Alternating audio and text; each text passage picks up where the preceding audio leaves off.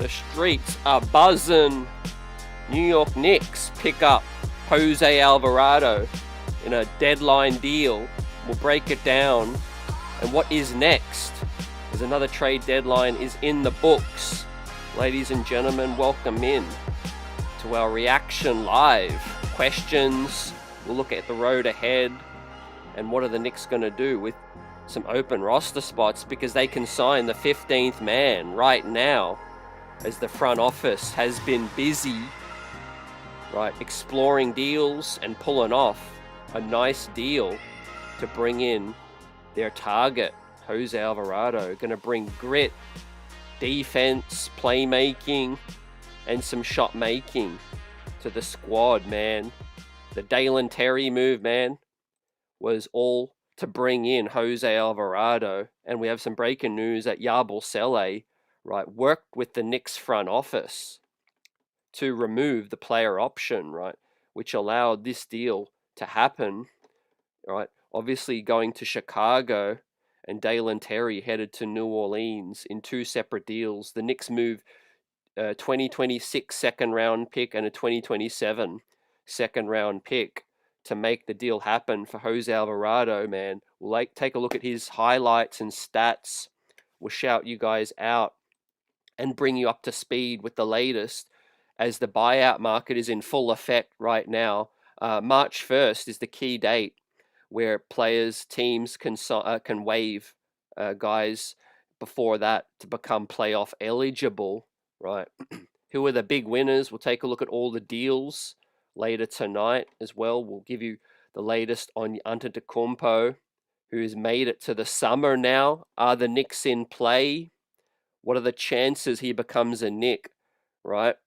Reports Shams that the Bucks were wanting 5 or 6 first-round picks. So look, the Bucks were never serious, man, and that is why one of the deals never went down in the summer as well, with our New York Knicks being interested, right? They don't have the picks or the assets right now, but there's a lot of buyout market guys available. And who can the Knicks sign? Haywood Highsmith, Chris Boucher is an option. Some people are looking at Cam Thomas.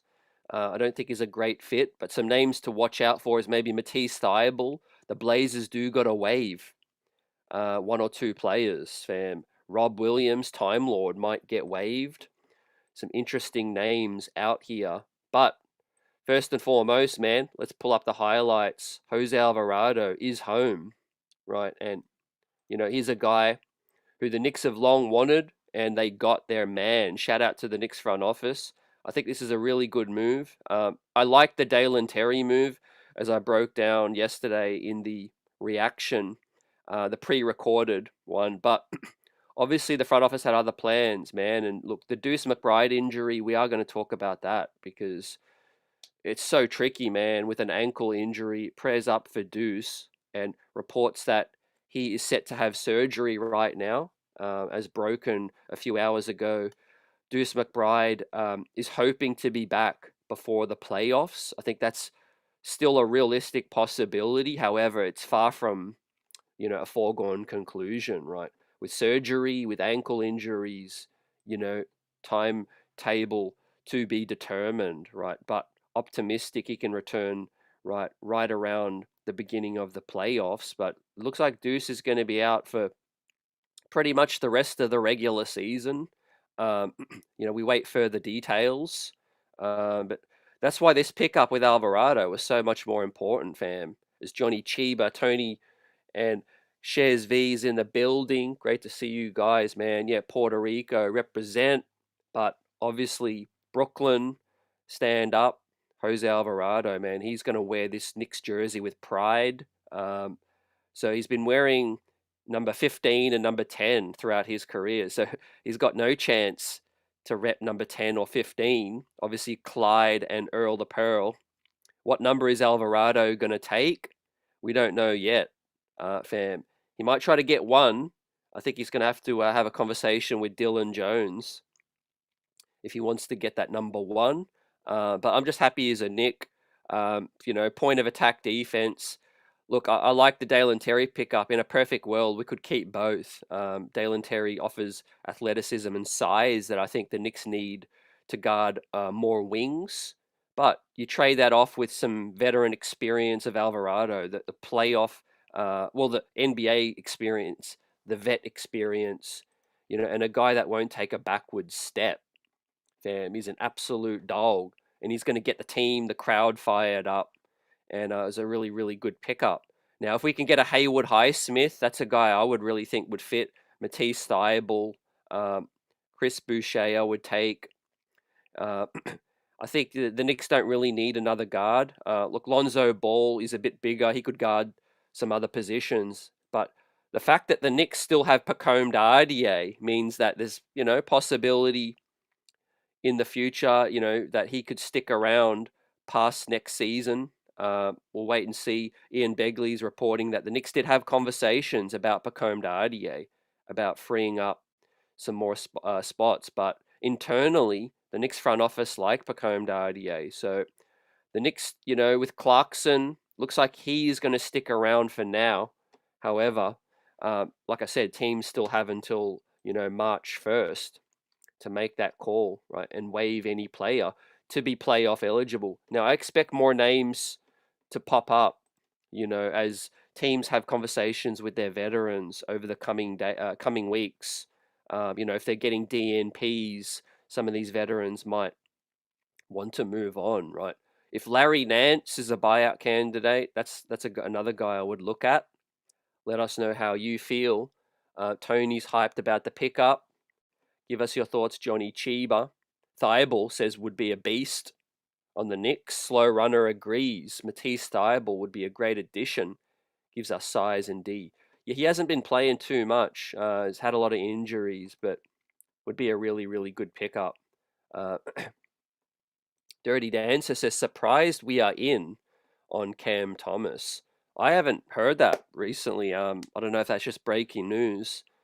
If we are, I'm not surprised because I think, again, I don't want to sound pessimistic on the Deuce front, but I've always maintained, man, anyone that's had ankle injuries, especially look to tennis players, it can be debilitating, right? It could be career altering if it's a serious ankle injury. I'm not saying that is the case with Deuce McBride, but, hope for the best, prepare for the worst kind of situation, right? As Dirty Dancer says, it is a core injury, CT. Yeah. Obviously, something that can linger as well. Ankle injuries, do stick around. Herky-jerky movements in basketball. Same with tennis, like I said. But look, the prognosis is that Deuce, is on track to return before the playoffs. Hopefully it can stick to that. But we welcome in the grit of Jose Alvarado, man. He's confident, about 9 points a game, but that's not what we're really looking for with Alvarado. We're looking for a guy that can guard point of attack, despite the lack of size. He's a guy that will, use up fouls. He will, pick up deflections, steals, super turbocharged, energizer bunny, all of that. A younger version of DeLon Wright with some more offensive skill set. DeLon Wright did give the Knicks a little bit of a punch, last season. Obviously happy to be back in the area. He's going to play super hard, man. He hasn't been on a team this good. Okay, so yeah, we have the update on Cam Thomas. Looks like it was coming from Scoop B. Would take it with a grain of salt regardless, who reported that. I do think the Knicks will be looking for some extra size. I think, you get Alvarado. The next need was a wing or a guy with extra size. So, Larry Nance, maybe he gets bought out. Alvarado. We got Alvarado, but Chris Boucher. Chris Boucher is a name. I would even take Time Lord, if he does get bought out. He's earning 13 million, so I think that does fall below the threshold. So the Knicks can't sign anyone earning over 14 million, even if they get bought out, right? So that rules out a couple of guys here. I'm going to bring up on screen. Less likely options. So you got Chris Middleton. Anyone keen on Chris Middleton? That can't happen. Yusuf Nurkic as well. DeMar DeRozan, CJ McCollum. Brook Lopez, I'm not sure what his salary is at. But Pat Connaughton, that's a heavy no for me. Like I said, Lonzo Ball wouldn't be the worst thing because he can guard, multiple positions, but he's not really big. He's not big enough. I would probably take Highsmith much ahead of him too. Uh, but the great thing about this Alvarado deal, man, and obviously Steve Popper confirmed with, earlier today with Bobby Marks that the Knicks can sign the buyout guy right now. So we do save 1.1 million with this deal. So look, I got to give this deal a solid B plus. I think it's great financially. The Knicks, in a time of need. I think if Deuce McBride was fully healthy and the play of Tyler Kolek, I think there would have been less of a need of Alvarado, but it's still a savvy pickup because, there's a lot of intangibles that, you can't quite quantify right now because we're getting another guy that defends at a higher level, can pick up full court, can be a pest to the other teams as well. I saw some reactions for some Detroit Pistons fans, and they're like, what are we doing? We're not really doing too much. They already made their move, obviously, earlier. But I think out east, Vucevic stays with Boston. So I don't really think anyone's really made any major splash in the East. Of course, the big fish, Giannis, stays with the squad. But I expect the Knicks to get real busy with the buyout market. And like I said earlier, here's Ian Begley confirming on the putback earlier today that the Knicks were in talk with a couple teams about deal involving Pacome Dardier, right? So that is a case of they like Pacome Dardier still, and they weren't prepared to just dump him. They weren't prepared to just get rid of him for no reason right now. He's on a low salary.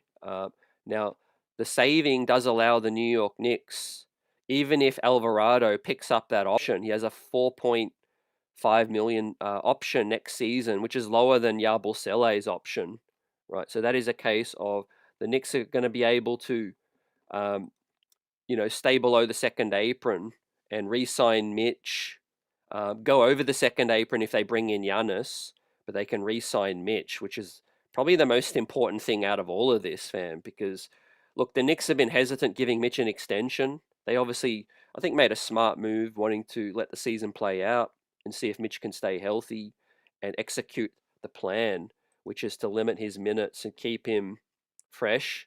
And it's working out really well. And I think both sides are really trending towards an extension right now. We'll see what happens with Deuce McBride in the summer, pending his, rehab and return from injury. But got to keep Mitch right now. Talk about locking down. Mitchell Robinson's performance last night was unbelievable in the double OT classic as Jalen Brunson really turned it up and came to play with a 40 piece, showcasing why he should be in the top 10, at least MVP conversation. And I was watching last night, I'm thinking, Jalen Brunson, according to the NBA rankings, isn't in the top 10 MVP. And he's got to be thinking, man, I'm taking this personally. And he lit the Nuggets up late, getting to his spots, hitting the floater game, taking contact.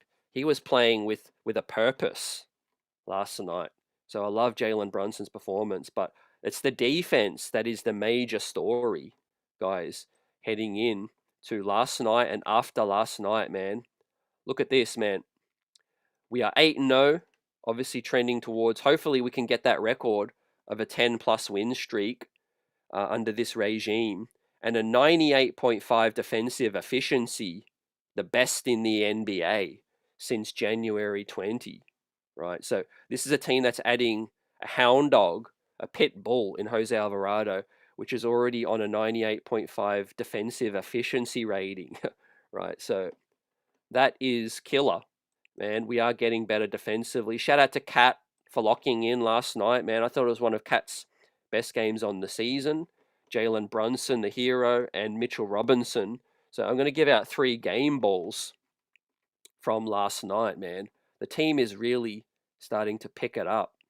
right, and show what they can do. Slow Runner likes the Robert Williams idea. Would be a perfect fit to back up Mitch and Cat. Yeah, you look, it's a solid, flyer in terms of, injury histories and all of that. But Robert Williams, man, that would be a solid pickup as a backup. Now, I don't think Cam Thomas fits right now, assuming Deuce gets back. Now, Clarkson, is he still a possible buyout candidate? I'll never say never, but I do think it's probably an 80% likeliness that Clarkson hangs around on the squad, because as a 33-year-old, he can still score at a higher level.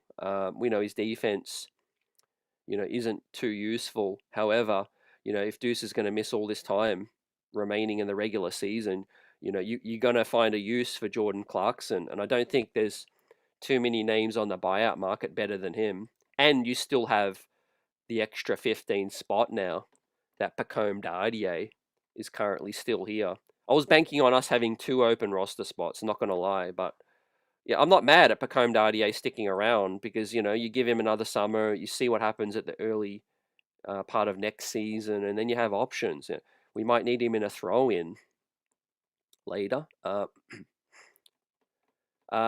Yeah, what do you think about Al Horford? Dirty Dancer says, yeah, if he gets bought out, he's the main one that I want. Hasn't had a great season so far, but, as a vet guy, I think with his experience would be, a really good pickup as well. Nicholas Batum, what's happening with the Celtics? Man, what's happening with the Celtics right now? So the Clippers. The Clippers, obviously trading James Harden, trading Ivica Zubac. We'll talk about that move, man. With the Pacers paying a hefty, hefty price with that one. Johnny Chiba says, Thibault, awesome 3-and-D, great bench piece to replace for wing stop. Eddie Salute says, Mitch has to be re-signed. Yeah, I think that's the most likeliness. Glenn Jones, Salute, says, I'm glad Yabu's gone. Jose gonna fire us up. Was hoping for a big man, though, too. Ray Ruckus says we need a big as well. Yeah, I agree. I think the next move, if we sign a buyout guy, I'm looking at Highsmith, who can guard up a little bit, but mainly Chris Boucher, Robert Williams. Unfortunately, we couldn't get Nick Richards. There was a team interested in him, and he ended up getting traded. I think Chicago are going to keep Nick Richards, so they do get Yabu, they get Nick Richards, but we got stronger defensively, more savvy, and a guy with energy. Now, look, Alvarado is going to play a limited role. He's only going to play 10 to 12, 15 minutes max, I think, in the playoffs. Now, from now until the end of the regular season, I think he could get major minutes. But obviously, you got Brunson with Deuces healthy.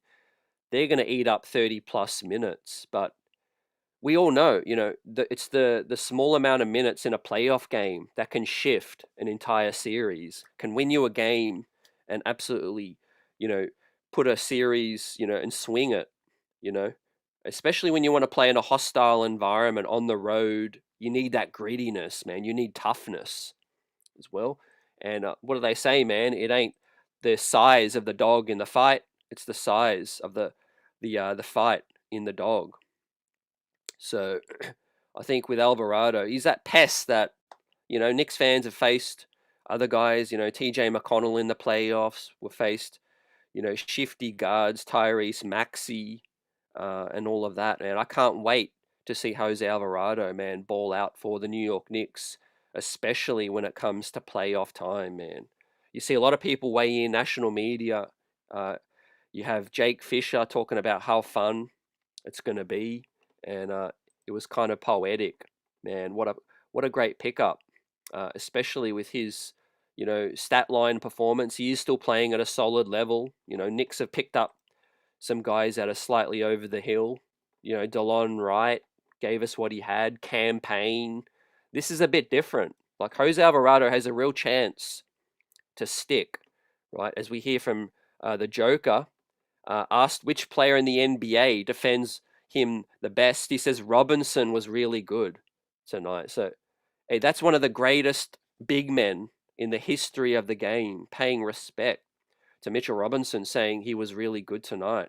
And on the Knicks, they were playing really good defense. They are a really talented team, right? So shout out to the Joker, man. He can recognize, man. He went 1 of 13 from downtown. So the Knicks caught a break in that respect, but he was defended at a really high level and was really, really disciplined too. So we are going to have to continue to defend at that higher level. Now, 22-9 for the rest of the season is my target to get to 55 wins, fam.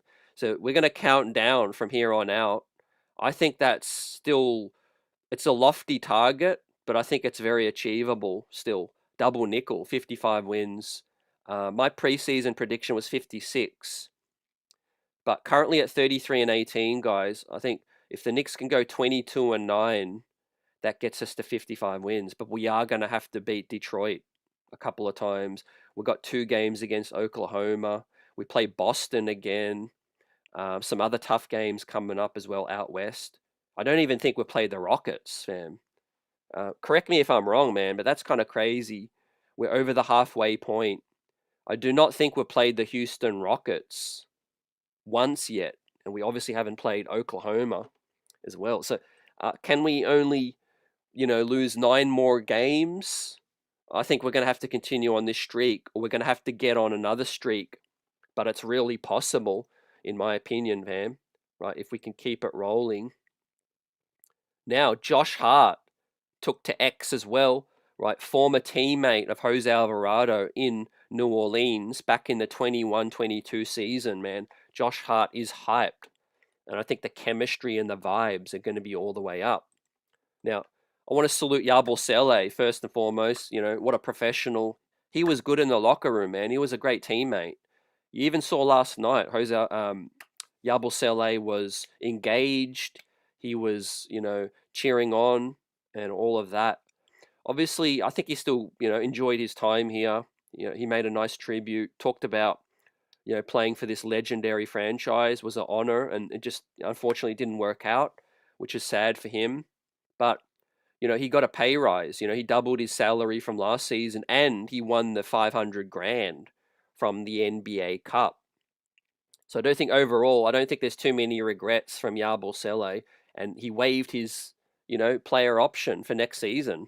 And shout out to the Knicks front office and him for entertaining and making that possible, which is what allowed him to get traded to the Chicago Bulls, right? None of that would have happened. And obviously he decided, because there is still a lot of interest in Yabusele coming from Europe. So he kind of had that as a fallback. With that said, I do think that Yabusele is going to get an opportunity to continue to play with Chicago for the rest of the season, and we'll see what plays out. New York City Grays, welcome in. Great to see you. Does Jose Alvarado take Colex's minutes? Yeah, I think in the long run, I do think Alvarado is going to be in the playoff rotation. I think that's why he was a target, and he's definitely going to be in the playoff rotation. And I think Colex's probably going to come out. But from now until the end of the season, I could see Colek continuing to get minutes because of Deuce's situation. Deuce is going to be out until, multiple weeks, all the way most likely till the end of the regular season, depending on how well the rehab and the surgery, goes. So yeah, expect Kolek to continue to get some minutes until the end of the regular season, but then I think the rotation will get tightened up. But it all depends on who else we might pick up as well. Now, if you think of Cam Thomas, right, he might not be a great fit on the Knicks squad right now, but I mean, he's a good pickup. If he goes to a rival, the Knicks could be looking at 4D chess. Because if Boston pick up Cam Thomas, or if Cleveland or even Detroit pick up Cam Thomas on a buyout, that's going to make them better. As much as I hate to admit. So we'll see how that plays out. Dirty Dancer says, I'm just thankful Deuce should be back in about 2 months. Was worried he was done. Yeah, I was fearing the worst as well, fam. Not going to lie. But he has to have that surgery, and we'll wait to see, right? Super chat from our guy, man, brother, BKL Sports Entertainment Show, rocking with us, keeping the streets buzzing. Great to see you, brother. What's your reaction of Jose Alvarado to our team? Is it a right move, or do you you don't felt like it? It's sort of I like the pickup, and I liked it from the get go, the idea, because the Knicks need some guys that can pick up full court and bring that intensity. For whatever it's worth, the Knicks need more guys to do the dirty work, and I think Jose Alvarado with Josh Hart, with Deuce McBride and Mitchell Robinson and some of those lineups, they can really blitz and apply full court pressure, as you see right here. I mean, he's one of the best in the game when we're talking about full court pressure. And so, from that standpoint, it's a good need, it's a good fit. Now, ultimately, there was still better fits, right? I'm not gonna duck. I think the fact that there were players out there that were probably more ideal, such as Sadiq Bey, Najee Marshall, a legit wing with size. But Jose Alvarado, man, I'll be in a foxhole with him any day because he's a fighter, he's a scrapper. He'll stick up for teammates. He'll get gritty. We see him punch dudes. Obviously, we don't really need that come playoff time because we don't want no suspensions. But when it comes to actually scoring the basketball, right? Uh, Most recently, he had an 18-point performance, man, 7 of 11 and 4 of 7 from downtown, 82% true shooting percentage, 6 assists, 3 rebounds, 2 steals, plus 21 versus the Hornets this season with a game winner too. So it ain't like he's just a defensive player. Like, he's an upgrade on Campaign, and it's a major upgrade, right? And I say this because Campaign, man, he just balled out last night in the Euro League, a plus 18 performance from Campaign. But he gave us what he had last season, but he was on the out. He was on his last legs in terms of the NBA. And it's a credit to him and the Knicks for really giving us something. But we got a bona fide upgrade on Campaign, right? And he is a bona fide upgrade on Tyler Kolek, right? In terms of two-way play. And so the Knicks got better. The Knicks got better as a team compared to our squad last year. Tibbs would have loved to have Jose Alvarado, fam. We're a team that's 8-0 since January 20 with a 98.5 defensive efficiency too. So we're getting even better defensively with Jose Alvarado. But I do think there was other good fits. But the positive thing is we have one more roster spot that we can fill right now. And we could arguably get a player with a bigger impact than anyone that was currently available for trade, realistically, right? Obviously, Neves Missy was going to be difficult. Sadiq Bey, Najee Marshall, Ayo Dosunmu, who went for 4 second-round picks. A lot of those pickups were going to be difficult. But to basically flip Yabu with collaboration, and credit to Yabu in the front office, to swap him out, to be able to get Jose Alvarado with just 2 seconds and swap his salary out, we're going to get incredible value on this signing instead of Yabor Sele, right? With a follow-up, brother, salute, man, got us buzzing. Great to see you, man. Appreciate you. Big up. Hope all is well. Brother says, exactly. Alvarado was a right move to our team. We definitely needed a backup for defense. And of course, it's such a bad news for Deuce's injury. We definitely need luck, man. But Grand Theft of Alvarado is a 100. Yeah, he's a real one, man. He's definitely a guy who, was scrapping to stay in the league at one point. And right now he's gonna absolutely run through a brick wall, man, especially to play on a winning team. Let's just stew on that for a second, fam. This is a guy who is productive, but on the New Orleans Pelicans. Now he comes home, but he comes to a team that's one of the favorites to get out of the East, right? The second seed and one of the hottest teams in the league right now, the hottest team in the East on an 8-game winning streak, man. The adrenaline, the buzz, is going to be palpable for Jose Alvarado right now. And obviously he's got a brother in Josh Hart, who they're used to playing with each other as well. So high chemistry upside. And we know why this has been in the works for a while, man. Usually when Leon Rose has a specific target, he gets that target. Whether you agree or you don't agree. It was Derrick Rose one year. We got him.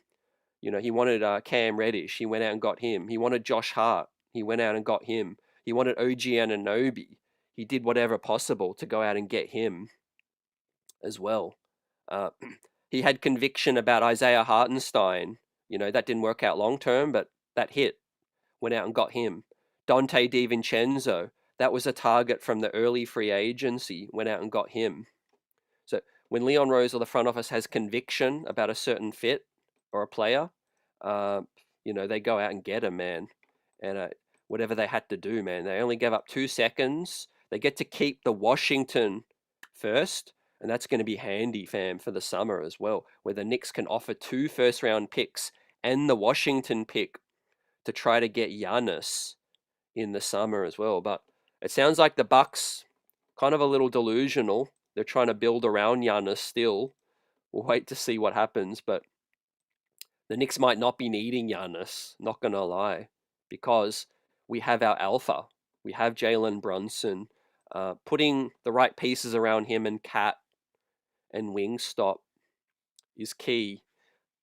But man, with Alvarado and a potential solid buyout guy, our depth is the best I've seen since the 13 season, fam. I know we had all those veterans, some of them were washed, but our team was deep. But before that, probably go all the way back to 1997, 1999, 98, 97 in terms of the Knicks' depth, right? I mean, Landry Shamet, continue to sing his praise. One of the best bargains in the NBA. Dirty Dancer says, I think you can argue Mitch is the best backup center, Deuce is the best backup 2 guard, and Jose is a top 10 backup point guard. Definitely. And you look at the money, you look at the money spread around those guys. I mean, we are shopping with incredible value right now, especially with Landry, Mitch, Deuce, descending contracts, ducking the second apron, waiting for the buyout to strike.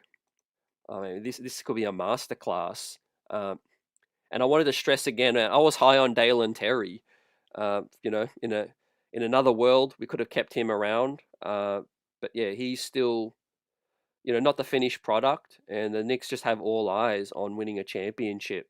And so they went for a more proven player. And let's see if we can pick up another wing, fam. Matisse Thybulle or Boucher would be great. I'm kind of thinking, what does this mean for McCullough or Trey Jemison now? Now that they've still got Pacome Dardier on the squad, it doesn't look like there will be, another roster spot, right? There's only one more basically now, unless they waive Clarkson, which I can't see happening. They can only sign one more guy, which is still fine, but it does look like Kev McCullough, Trey Jemison will probably have to stay on the 2-way for the rest of the season and won't be playoff eligible. But in a perfect world, those guys should not be needed. But in the big man spot, you still got Huck Porty now.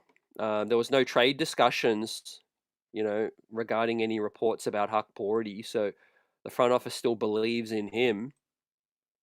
We'll see how that plays out, moving forward. As we talked about, the potential buyout candidates. In my opinion, these are some names.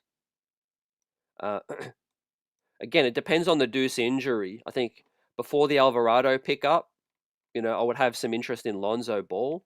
But right now, I think we just need a little bit more size. I'm looking at the Cade Cunningham matchup. Vaughn Allen, salute. Great to see you, man. This has to be a dream for Jose. You said it, man. This could be a storybook, ending or chapter in his story, in his pro career right now. But I think this is a long-term fit. I think this is a long-term play, fam. He's got the team. the front office always thinks about the future, and it's like, okay, we don't want Yabusele's money next season. How can we take on less money for a player that can help, but a player that we also want to keep around for next season? And the 4.5 million for Alvarado, man, it just makes perfect sense. He's only 27. He does miss a little bit of time, does get banged up a little bit because he plays hard, you know. 27, he's going to turn 28 in April when the regular season finishes up. So that he's still in his prime. And, got the player option next season or the team option, whatever it is, 4.5 million. I think that'll get picked up. And we have our backup point guard, man, for years to come.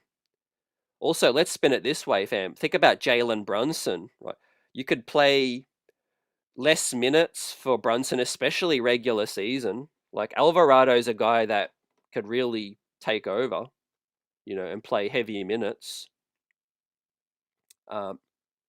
Heavy minutes because, he plays with a high intensity and energy. And if we're winning games by a big margin, JB could be more fresh and sit out. Pete says, hopefully both seconds are ours. Yeah, I believe so. The 26, the 27. Jose's from New York, says Al Tango. I would see him in the summer at Dykeman. There's going to be some parties had. Represent, especially all the family and friends for this one too. The pride, you can feel it. Yeah, the seconds won't be too much. We are keeping the Washington pick, which is the one I'm most interested in, fam. That's going to be the 31st pick. To Muhammad Diawara is coming along very nicely too, says Vaughn. Yeah, we're going to give our props to Muhammad Diawara too, because last night continued on his fine current form. And, Diawara is a guy that is flashing a little bit every single game. He's showing more confidence with the dribble, creating something. The 3-point ball has been solid as well. So, you could look at Dalen Terry and, a missed opportunity, but with Diawara, they're firmly invested in him now. Now we can pay Diawara next season because we're saving that extra money. We're 22 million below the second apron as currently constructed. So we can afford to re-sign Mitch, I think, at a solid number and keep Diawara, and we'll find out what happens with Deuce McBride free agency. That is the year that Josh Hart has a team option as well. So maybe they could come to an agreement with Josh Hart and extend him at a lower number and a longer deal, to pay Josh Hart and also keep a Deuce McBride. So that would be a masterclass, in my opinion. Dirty Dancer, yeah, says it. Alvarado to Kolek, we're getting better at the point of attack defensively and about one turnover less per 100 possessions. Too. You talk about, savviness too, things that don't show up on the stat line. You think, 5 minutes to go in a critical playoff game, right? Has Kolek been in that situation before? Kolek's been impressive, and he's definitely made strides, and glad we have him. And I think he's going to be very useful for us. But on a championship level team, he probably is third string still as a point guard. If you want to win a championship, I think it's fair to say that your backup point guard should be able to eat serious minutes and not be a liability defensively. And once again, Kolek's made a lot of improvement in his game. He's been awesome, pretty much. I was down on Kolek after Summer League, as many of us, but it's a learning opportunity. It's a learning curve still for Tyler Kolek, and he's in a great situation, and I think he will continue to be here. We don't know what's going to happen with Deuce's free agency. If we were to lose Deuce, maybe at that point in time, Kolek's the real deal. I would not rule that out. Would not rule that out at that point, fam, as well. So, they talk about recycling these roster spots and, conveyor belt, continuing the production of talent, man, on low cost salary. It don't get much better than 4.5 million for a solid backup point guard. Yeah, we could probably say top, without going through every team's backup point guard, man, just off the top of my head, I'm confidently saying Alvarado is a top 10 backup point guard in terms of just winning, winning shares, winning pedigree, plus minus, and he's been on a losing team for the most part. Eddie says Sohan would be ideal. Yeah, thing that has me optimistic about a Sohan, Eddie, is that Sohan has had permission from the San Antonio Spurs to explore potential other options. Now, he didn't get traded. So, and, do they want him to just sit, on the bench, not get minutes? Or do they still value him enough to say, hey, hold on a minute. We might need you. We might be able to use you later, throughout the down stretch too. So we'll see. Burns says Jose is another heart. Basically, in terms of energy, yeah, different position, smaller guy, but in terms of grit, intensity and all of that. And look, he plays at a good speed. That's helpful because the Knicks want to get up and down. They want to, they want to push the tempo as well. Jose G weighs in. Salute. Leon turns Yabu into Jose and frees up money to sign the buyout. Let's go. Yeah, great move overall, man. I'm giving it a B plus. Let us know how you guys feel. New York City Gray says Kolek played down the stretch in the cup. That's proof for me. Yeah, that's a good point. Definitely a really good point. I like, the growth that Kolek has shown this season. I still think though it's fine to say that he's a third string on a championship level team. I would prefer Kolek over, Chris Paul, for example, right now. Russell Westbrook. I would probably prefer Kolek still over those guys. I just think we probably need someone a little bit more seasoned, but not over the hill. And I think Jose Alvarado is the perfect age to fit that gap between Brunson and Kolek. There is a bit of a gap between, Brunson being, the top dog and Kolek still being, young and unproven in some ways. So getting a guy in between that can cover the rest of the gap. So there's less pressure on Kolek. Now, we might still need Kolek in a playoff game, right? Injuries do happen. But as long as you've got more options, more insurance, Jose might only play 6 minutes in a playoff game, but he's going to go hell for leather. He's going to really make the other team know that he's out there, and he's going to be a dog, especially on defense, and pick up guys full court. Tyrese. When I think of pickups, man, I always think of matchups. Like, think of Tyrese Maxey, then getting busy.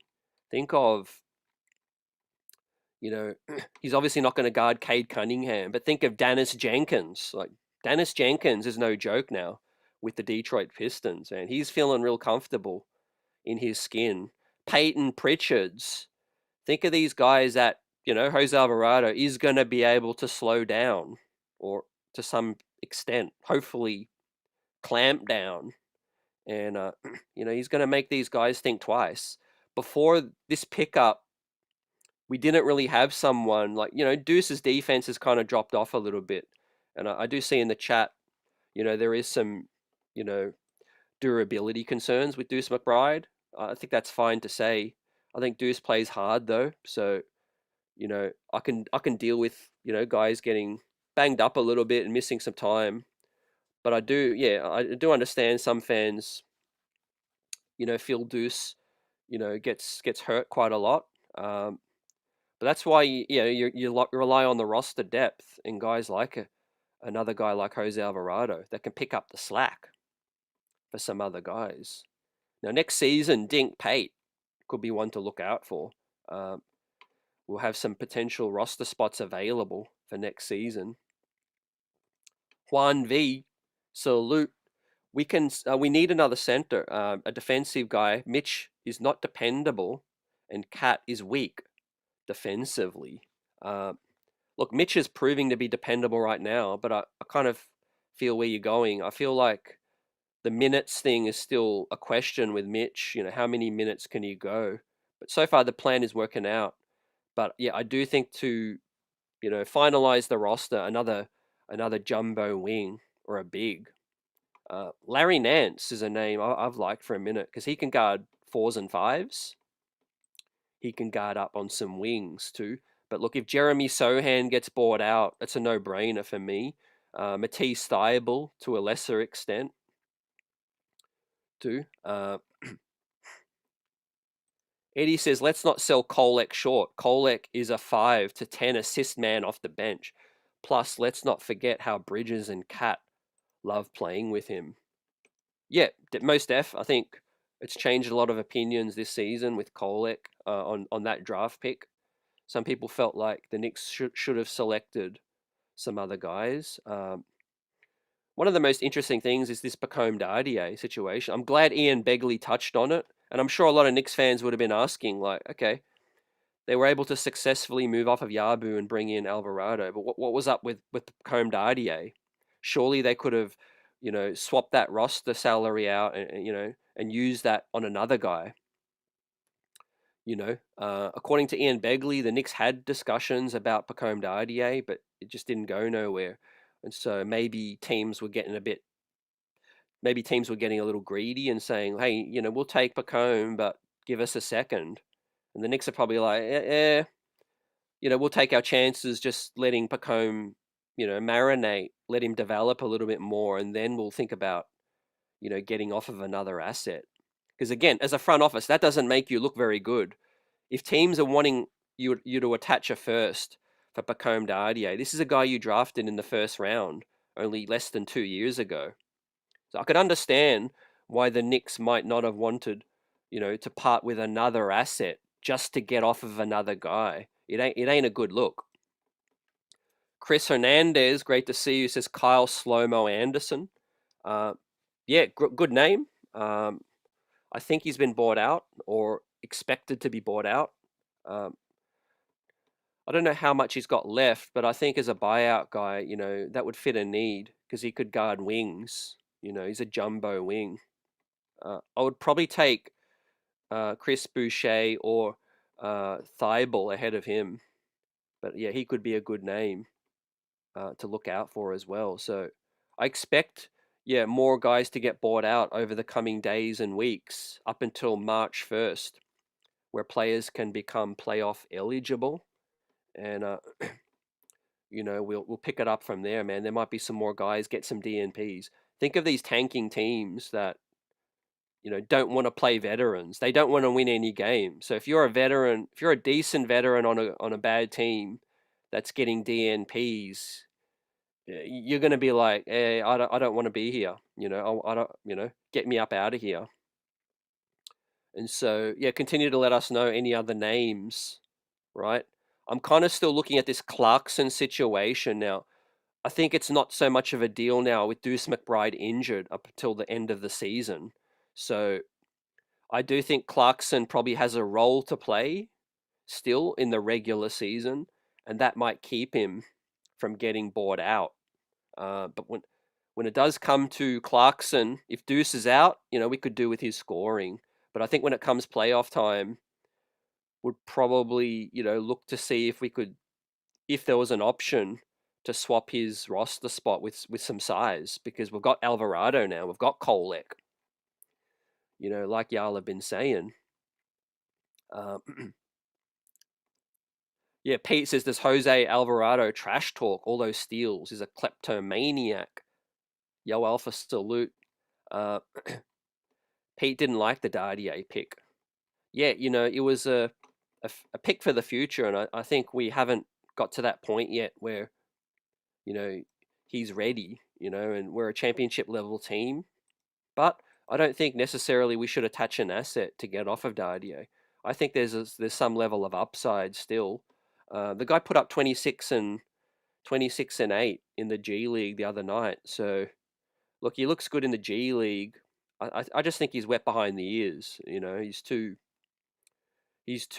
timid at the moment. I think once Dardier gets up in age a little bit, 20, 21, 22, and his body can can strengthen up a bit more, I think he could make a leap, just like Kolek has. But right now we got Diawara, and I think that's taken a lot of preference right now, as it should, because Diawara had that pro experience as well.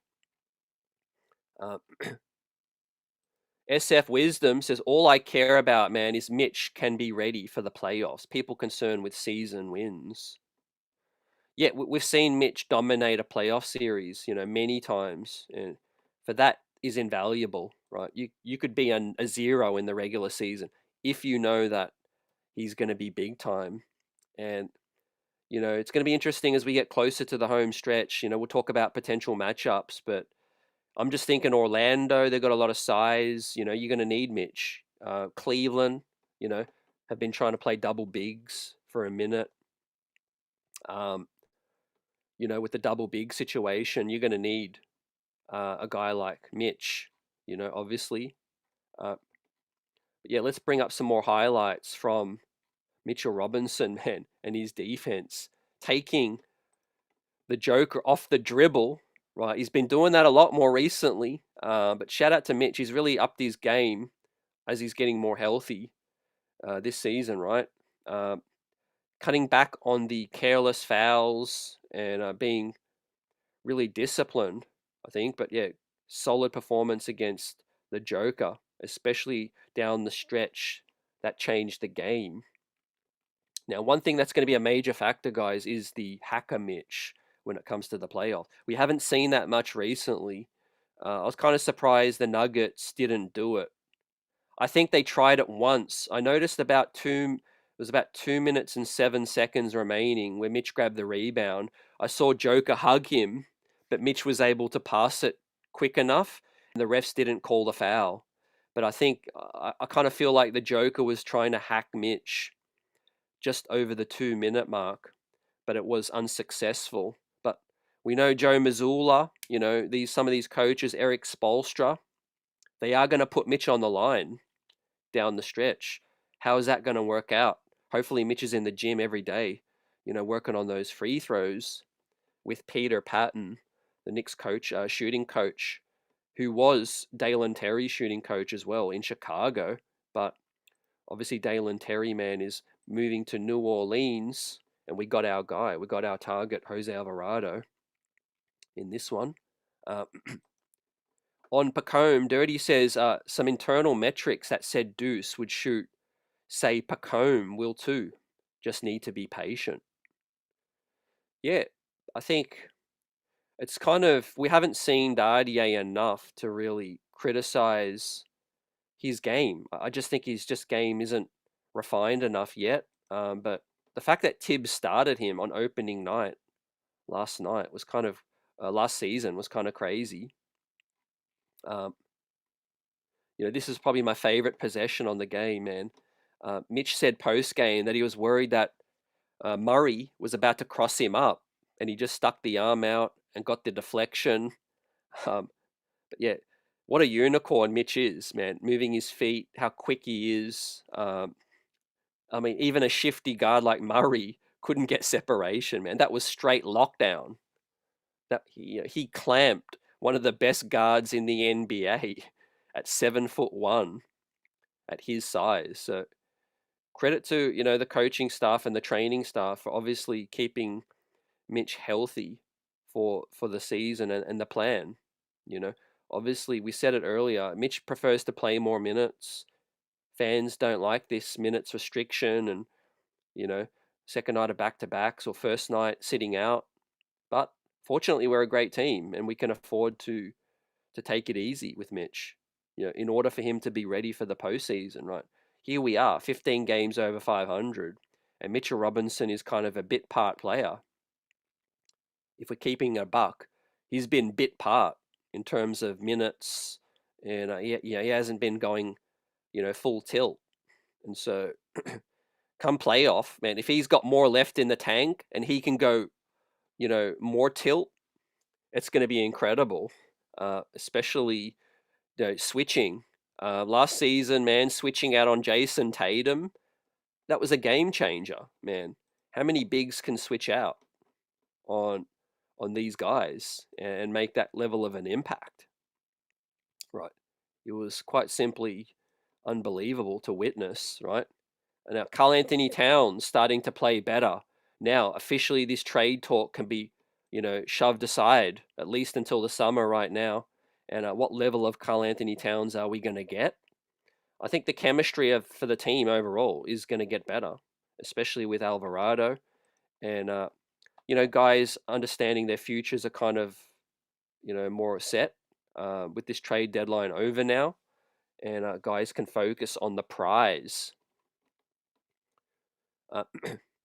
Dirty says, I would just rather give Clarkson limited minutes to Mo. Yeah, Clarkson's limited minutes to Mo Diawara. Yeah, 100% agree. I think best case scenario, Mama Diawara just continues to play. You deal with some of the growing pains, but you play him as much as you can before the postseason, and then you see where he fits in a playoff level rotation. But I'm a little bit worried about the Cade Cunningham matchup more than anything. No other matchup really bothers me. Maybe the Tyrese Maxey one would be critical, but we might not even match up against Philly.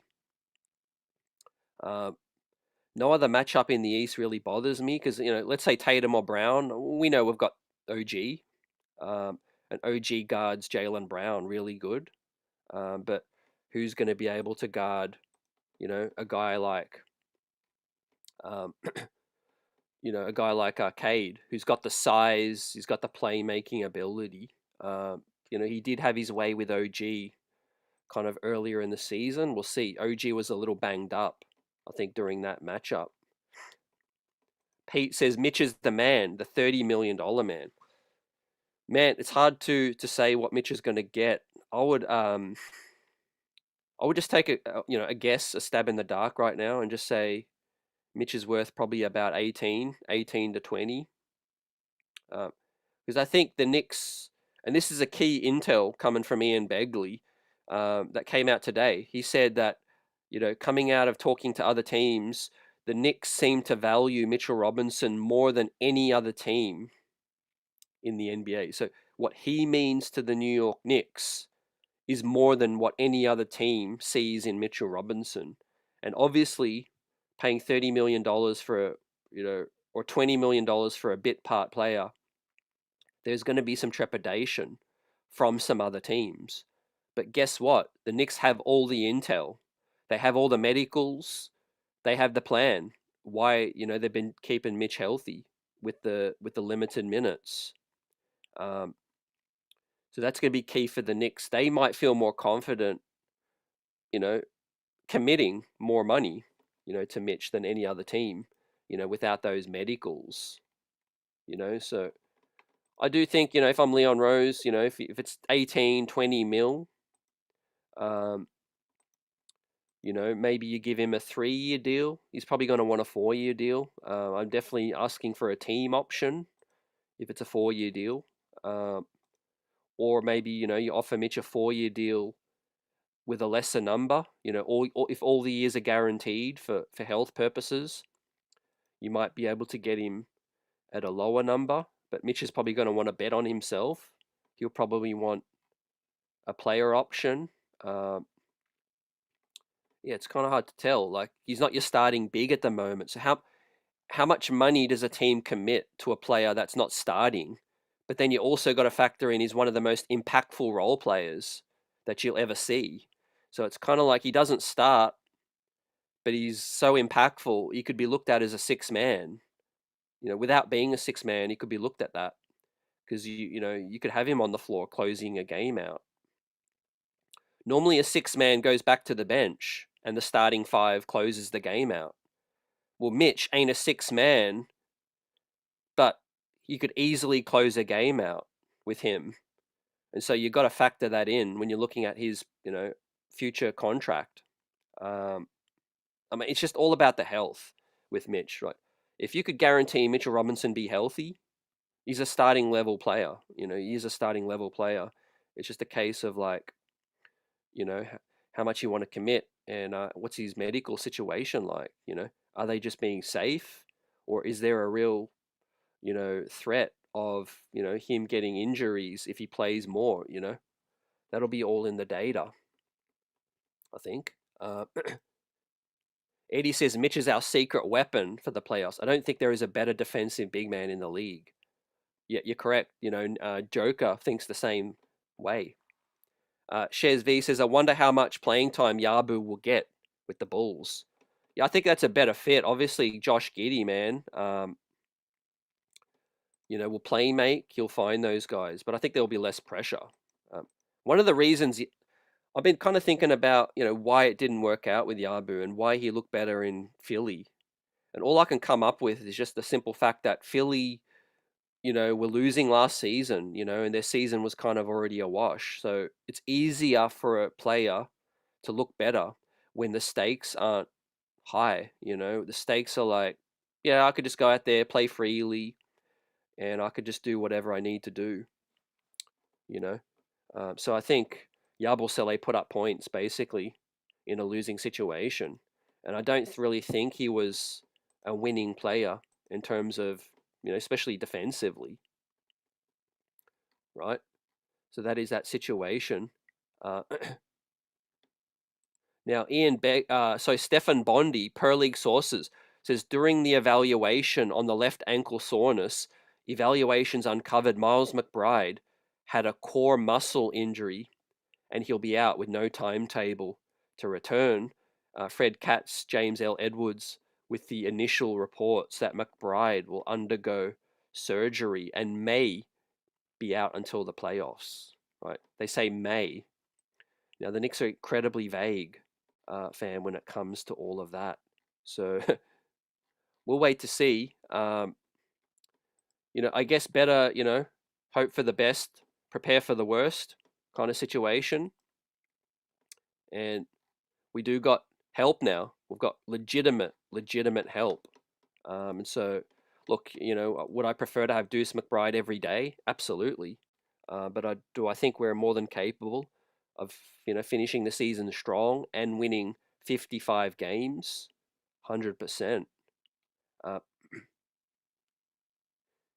New York City Gray says Mitch's defense, if healthy, would be in contention for Defensive Player of the Year every year. Yeah, I just want to shout out Mitch's IQ because, you can look at his physical profile and he's a unicorn, but his IQ is improved, man. He's come a long, long way from a player who he looked so raw, man, early days. He looked lost out there, did Mitch. Even simple things like, he'd grab the ball, he'd bring it back down, and then he'd get stripped. And now he kind of, protects the basketball. He goes up strong and he finishes. And then we've seen the confidence to take, Jokic off the dribble. Now we've seen the confidence to, excel in the dribble handoffs. He's not really too sloppy with the ball no more. So he's definitely locked it down. Eddie says, quite the dilemma. We win it all this year. Do we need Giannis? Cat is playing for his future in New York. That's the beauty of the situation in terms of the drama.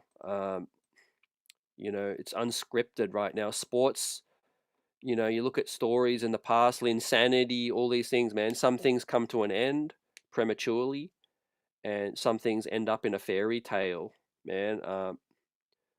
It's just, it's up to what ends up happening in the playoffs. I think the experience of this core guy, this core group of guys together from last season is really going to help this team. Obviously a shake-up for Giannis would have happened if it was realistic, if the Bucks were willing to do that deal. But I think now there's the peace of mind with every player. The trade deadline's finished. Landry Shamet here from last season, Hart, most of the bench, Deuce, Kolek was here last year as well, even though he wasn't playing. The only new guys on the block is Mohamed Diawara, Clarkson, and obviously Alvarado now. But Diawara, Clarkson, they were here for the NBA Cup. Yabusele's out the door now. Dardier was in that locker room last year as well. So there ain't too much change from last season. Obviously, Campaign and Precious are gone. But I think the continuity is a big aspect for this squad now. Man, they know what's expected. And we've seen after this players only meeting, they got right. They really corrected this. So something tells me they were really aware of what was holding them back. And they just needed to correct that. Hold each other more accountable and maybe tweak the schemes. I think Mike Brown did confirm they have simplified the pick and roll defensive schemes, and you are seeing it, man. It's night and day now from last year. How much drop coverage was there under Thibodeau last year with Cat getting lost on an island? We ain't really seeing that no more. I know 8-0, it looks good during a big winning streak. But if you just look at our defensive positioning, it looks a lot more tidy. It looks more sustainable. Guys covering the pick and roll, trusting each other, not overhelping. The rotations are better in terms of the closeouts. And I think the X's and O substitutions, the in and out of defensive, offensive, Mike Brown's been pretty good at, getting defensive-minded guys in to close a possession out. Because a couple times last season, man, it would kill us. The momentum was on our way. And then, we'd give up an open three to close the quarter out, or we'd foul, undisciplined. I think, currently we're in a situation where we are closing, situations out better. Man, this was one of the highlights of the night, man. Jalen Brunson putting Jamal Murray in the spin cycle. Dirty Dancer says, yeah, Deuce's injury is usually a max 60 days historically. Hopefully, he gets the right procedure done, and it's all smooth sails. I think it's going to be probably obviously the special surgery in New York, a hospital of special surgery or whatever it might be, and we can clean that up. Brother says, is there any status to the injury of Deuce? Like, how long until he's back on the court? CT. So the best thing we can hope for, fam, is incremental updates. It's hard to say when he's going to be back right now, but we will get closer to knowing after probably a 4-week reevaluation, and then we'll have more of an idea. But the thing is, I want to praise the Knicks for handling the situation as well, because less information in this regard is better. Because if the competition found out that Deuce McBride might be out for longer, brother, things are going to get real tricky. We might not have been able to land Jose Alvarado without giving up 4 second-round picks. We talked about Ayo Dosunmu. He costs 4 second-round picks. If the word got out that the Knicks were down Deuce McBride for the rest of the season, best believe that New York tax is going all the way up. And so the Knicks kept quiet on that front as well. And even to this point, there's probably more details that, it's best that people don't know about, right? The competition's going to be second guessing. Is Deuce going to be ready? Everyone's going to be, watching the Knicks and seeing what they're doing now with our rotation. But as much as the Yabusele thing was a flop, we still have Clarkson. And we know Clarkson has his ups and downs, but at least that's one signing from the offseason, a buyout, who, can give the team some level of value. Might be, 10 minutes a night, but at least, if you do suffer an injury like we did with Deuce, I could think of worse guys to have than Jordan Clarkson if you're down a Deuce McBride. He's not going to give you the defense, Deuce is giving you. And also this man on screen, veterans minimum guy on the last day of the summer, fam, before the season began, Landry Shamet on a non-guaranteed deal. Man, I'm pretty sure his contract's guaranteed now. If not, man, guarantee that deal, because Landry Shamet has been through hell and back, right? He deserves to have, his contract fully guaranteed right now. But we got another defensive guy off the bench, man, a scrapper in Jose Alvarado. Uh, Johnny Chiba says CT Yabu was an unknown quantity. Other than that dunk over LeBron in the Olympics, we see Jose for who he is, exactly what the Knicks need. It's the best coming home since Starberry. Man, you got me really thinking about that, man. Great comment. Um, it's just, yeah, things you can't really quantify. You know, we can look at the numbers of Alvarado in New Orleans, but you put a Nick jersey on him, man, and he becomes, you know, a special version of Jose Alvarado, whatever that is, because, you know, he's coming to a winning situation now. He's coming back home, like you said, and he's going to have a major role. That's going to have him hype, you know. Imagine going from, you know, the Pelican situation all the way to the Knicks, where you're expected to win a chip and you're going to be playing a major role behind, you know, an MVP candidate in Jalen Brunson, right? So this is the best situation Alvarado's ever been in basketball wise. You know, we saw that breakout interview after you know, his first MSG performance. The fact that he's going to be wearing, you know, a Nick uni now, and you know, able to rep for the crowd and the city and the fans, man, it's gonna be killer. I'm just finally looking forward to a guy that can pick up full court. You know, us OGs have been looking for a player that could really pick up full court, you know, and get you know, nasty, get tenacious like John Starks. Man, he's gonna be a pest to the other team, like John Starks. Man, he's erratic, acrobatic, you know, charismatic, in the words of Clyde, and you just never know what you're gonna get, man. He's a wild card, and you see these pockets as well. You can't go to sleep for a second with Jose Alvarado. Like I said, the matchup I'm really looking at for Alvarado to make a major difference is guarding potentially a Tyrese Maxey or a Dennis Jenkins, uh, Peyton Pritchard. Think of the biggest obstacles in the Knicks' way in terms of opponents, right? Yeah, actually, ironic that he's picking Tyrese Maxey's pocket on that highlight as well. And if he's locked in, look out. To Dirty Dan said Detroit messed up, not consolidating. Very interesting trade deadline from Detroit. Not gonna lie, I thought they were gonna make a bigger splash. If I was them, I would have tried to move off of Tobias Harris, if I'm being honest. And if I'm Philadelphia, I would have seen what I could get for Kelly Oubre.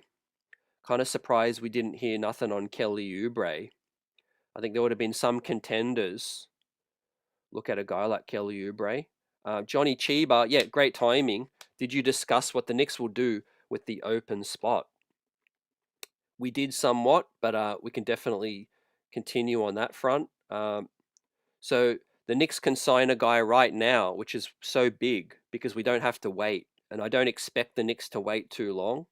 I think there's a guy out there that they like, but I do think there's more names. I think it's still quite early, but I do think in the coming days the Knicks will, you know, you know, hone in on who they want. Now, agents of these buyout guys would have been in discussions with teams like the Knicks, you know, and other teams' desirable destinations, right? If you're an agent, you're doing your job. You've got to do the best for your client. So Leon Rose would have a good idea, similar to the way the Clarkson thing just came about real quick. It was like Clarkson's bought out, and then it was like 30 minutes later, yet Clarkson's going to the New York Knicks. Why did that happen so quick? It's because, you know, the Knicks already knew, agent to agent. So Leon Rose already has a really good idea about, you know, which clients, you know, agents' clients would fancy coming to the Knicks. Well, most players would like to play for the Knicks that get bought out, but they'll be looking at other things like minutes. They'll be looking at, okay, would I get a better opportunity at getting re-signed with Philly versus going to the Knicks, or you know, would I fit better with the San Antonio Spurs? So there is a lot of conversations being had right now between Leon Rose and agents, talking, you know, to agents' clients about, how many minutes fit, all of that. The Knicks, rotation's quite crowded right now. So it's going to be a player, I feel, Johnny Chiba, that, the Knicks could give real minutes. So I think they're going to be looking for a big, personally. I think they're going to be looking at a big or a guy who could guard threes, fours, fives, someone in that mold. We definitely don't need any more ones and twos, fam.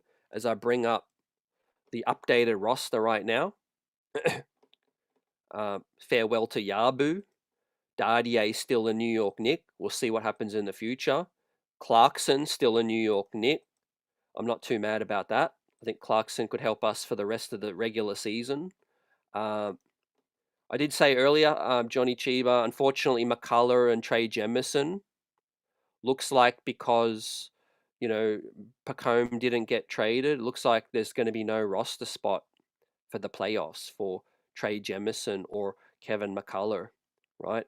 The Knicks only have one open roster spot right now, and they'll probably fill it with a veteran.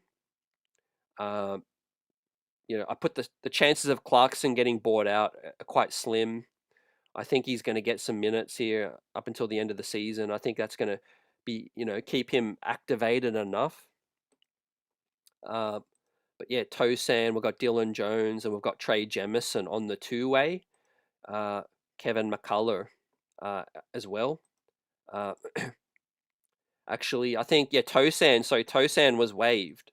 Let me update Tosan. That's right, because Dylan Jones came up in here. So Tosan, see you later. We've got McCullough, Trey Jemison, and Dylan Jones on the two-ways. So yeah, there won't be any roster spot for them for the playoffs. Unfortunately for McCullough, I think in this instance. But can the Knicks bring in another big? Some names, Johnny Chiba. I think Boucher is a name to look out for. Jeremy Sohan, if he gets bought out. And I do like the name of Matisse Thybulle. Robert Williams seems to be a no-brainer for me if he does get bought out. Let me bring this list up. Yeah, and you guys let me know. Let me know your thoughts. Jeremy Sohan, Robert Williams, Thybulle, and names to watch. There's been no updates yet, but players available right now. Haywood Highsmith, Chris Boucher, Cam Thomas, Conley and Ball. Less of a need right now because the Knicks have, a lot of, backcourt players right now. Highsmith probably fits best. Says best in the biz on X. Shout out to everyone following on X. According to Sham, Sacramento re-signing rookie center Dylan Cardwell to a 4-year deal. Okay, so shout out to Dylan Cardwell. Guys are still getting paid for their loyalty and showing out. I'm just doing some refreshing now to see if there's any new updates, right? But I think, tomorrow there'll be some more notable buyout names on the block. Cam Thomas, I think he'll probably go to another team, even if the Knicks were interested. The Knicks can sign Cam Thomas after being waived. And look, it just depends on the Deuce situation. The Knicks have more intel, right? If you were to tell me Deuce is out for the whole season, and this isn't the case, I stress, but if that was the case, you would have to look at a guy like Cam Thomas. But assuming Deuce is going to get back, I think you don't really need a Cam Thomas because he doesn't fit with all the guys healthy, with Alvarado here now. So we'll see what happens. But yeah, the Deuce situation, man, it's tough. Thankfully, we're in a great position. Now, according to Big Perk, let me bring this up. Right, we'd also have an update from In Street Clothes. Jeff Stotts says most CMI surgeries are performed in the off season or end up being season ending. There have been a few cases where the player has undergone in-season surgery and returned to play that year. The average time lost in these cases was 66 days. 66 days from today is April 11.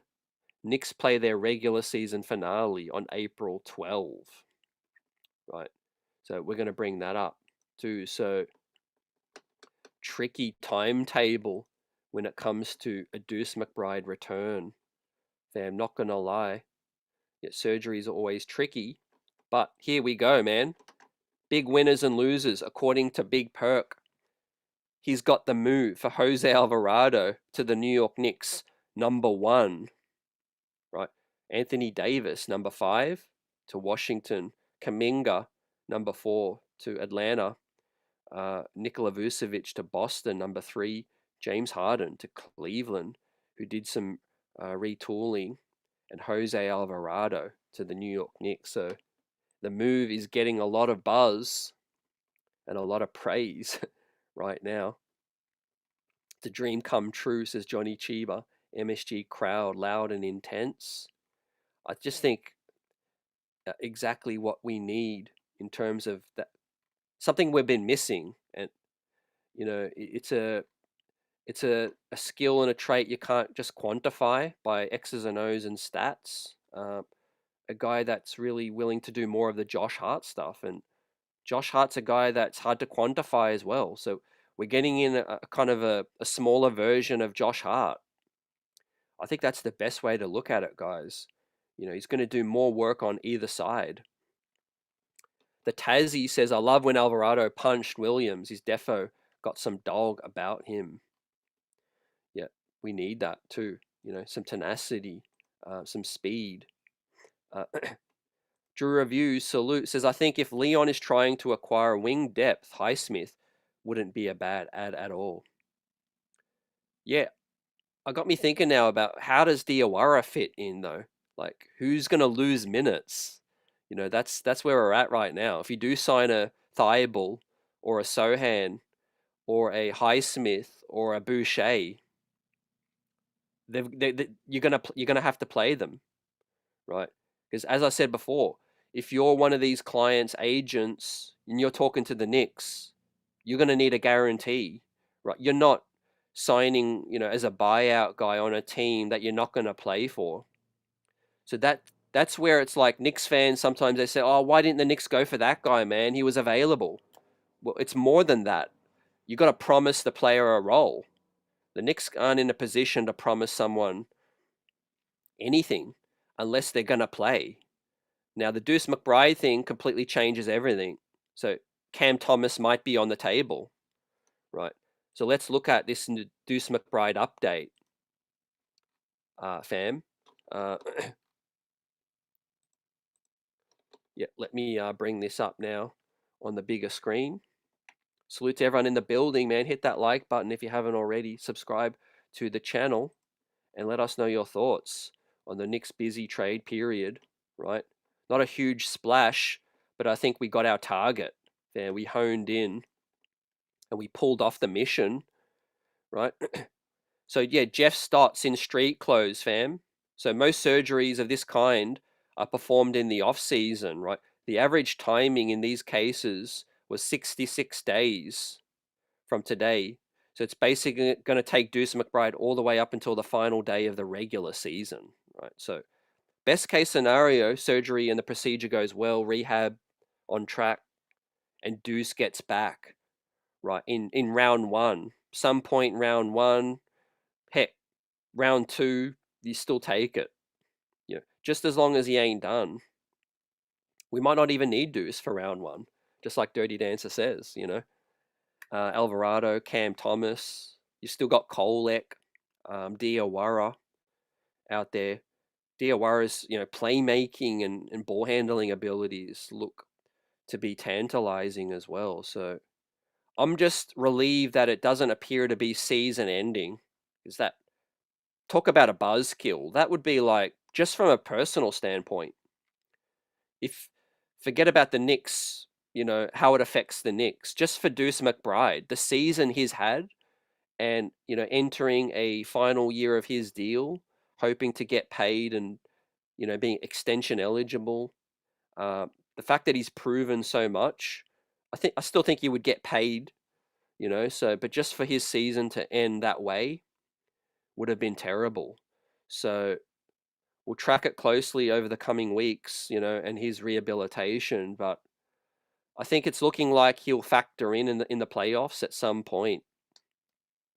And thankfully we've just got, an incredibly deep squad, and I guess we were theoretically hoping Yabusele could give us something, but the fact that we've been able to swap his position out, or roster position, for a Jose Alvarado who will play and will contribute.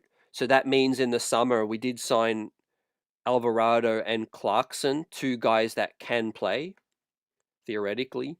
You lose Cam Payne, you lose Precious Achua, you lost Delon Wright, PJ Tucker didn't play anyway, and you still made an upgrade on last season's playoff team.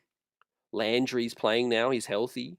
You've got Kolek, who didn't play last playoffs. He's a potential option. You've got Diawara, but you've got Jose Alvarado, and you've got Clarkson, which is still an upgrade on, last playoffs, with the option to bring in one more guy.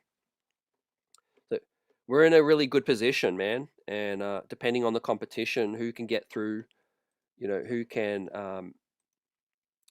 who stands in our way, I do think we're in a great position now. And we got better defensively, which was our weakness.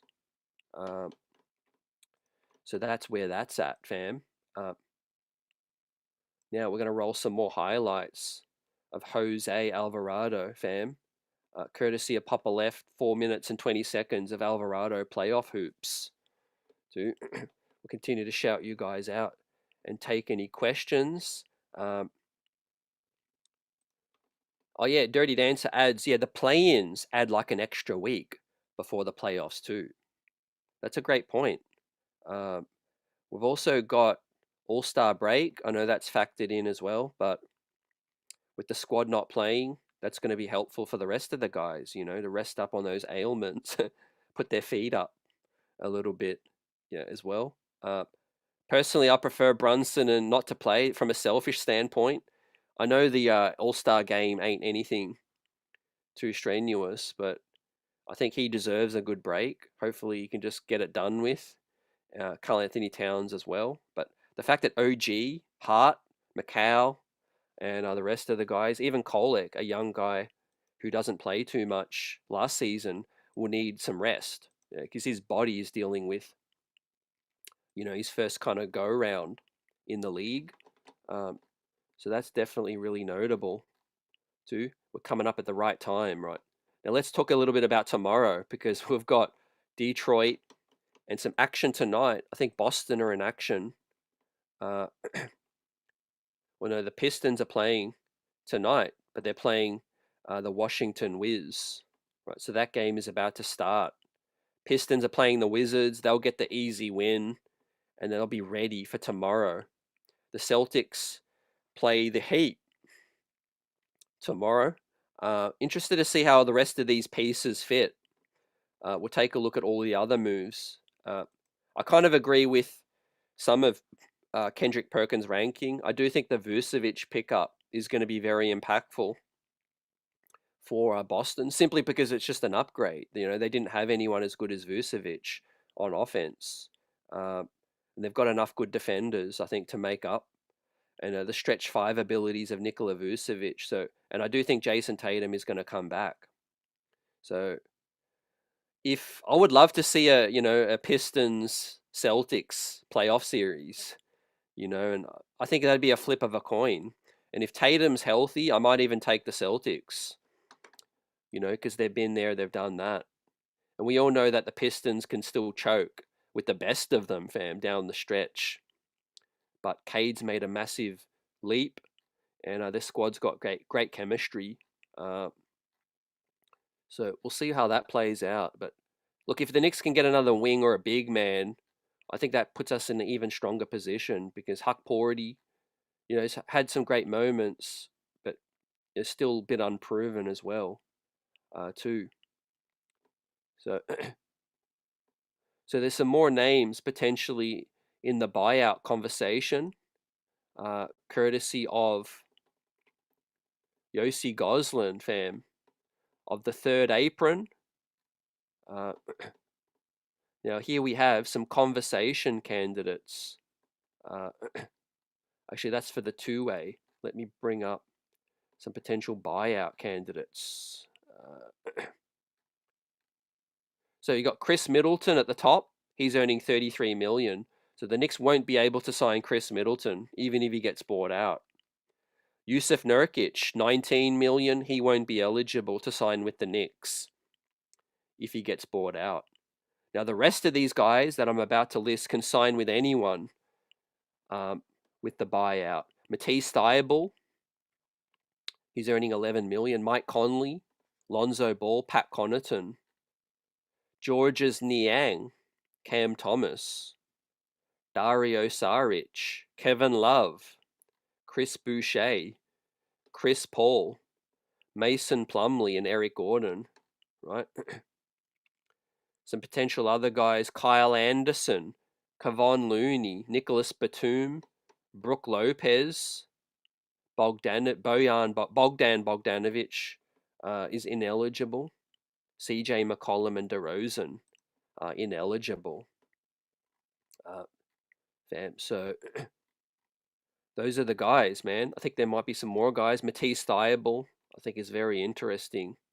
But again, how many minutes is he going to get realistically with a Muhammad Diawara available? I think that's what we need to think about, and being able to promise a guy a role.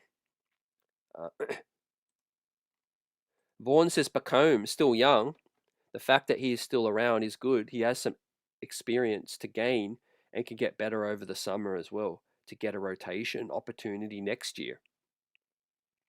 Yeah, I think it can't hurt. Clearly his value is low for other teams, and they're probably asking us to attach an asset, which the Knicks probably just said, ain't no way. We'll just keep him. And the fact that we can sign another buyout guy right now and get Alvarado as well for Yabu, we're still in a strong position. Now, I'm going to make a decision now. I'll probably say best case scenario, if Time Lord gets bought out, that would be up there with one of my favorite options, fam. Jeremy Sohan, Time Lord, Chris Boucher, or Sohan would be some of my top options, fam. Let us know how you feel. Now, I know Time Lord got the injury situation, but there's actually a pathway to him playing real minutes. With all the wings we've got, with Hart, Macau, OG, and that, in a playoff game, there ain't going to be too many minutes, for those guys. But again, this guy could just be insurance. The Deuce McBride thing is a little tricky. Thankfully, we brought in a guy who can defend, man. Maybe we bump this Jose Alvarado move up to an A. In light of Deuce McBride's surgery and the fact that they were able to keep that quiet, and not miss maybe Deuce's defense too much. We're going to miss his scoring, but at least with Alvarado, we're not really going to miss Deuce's defense too much, because that's what Alvarado is special at.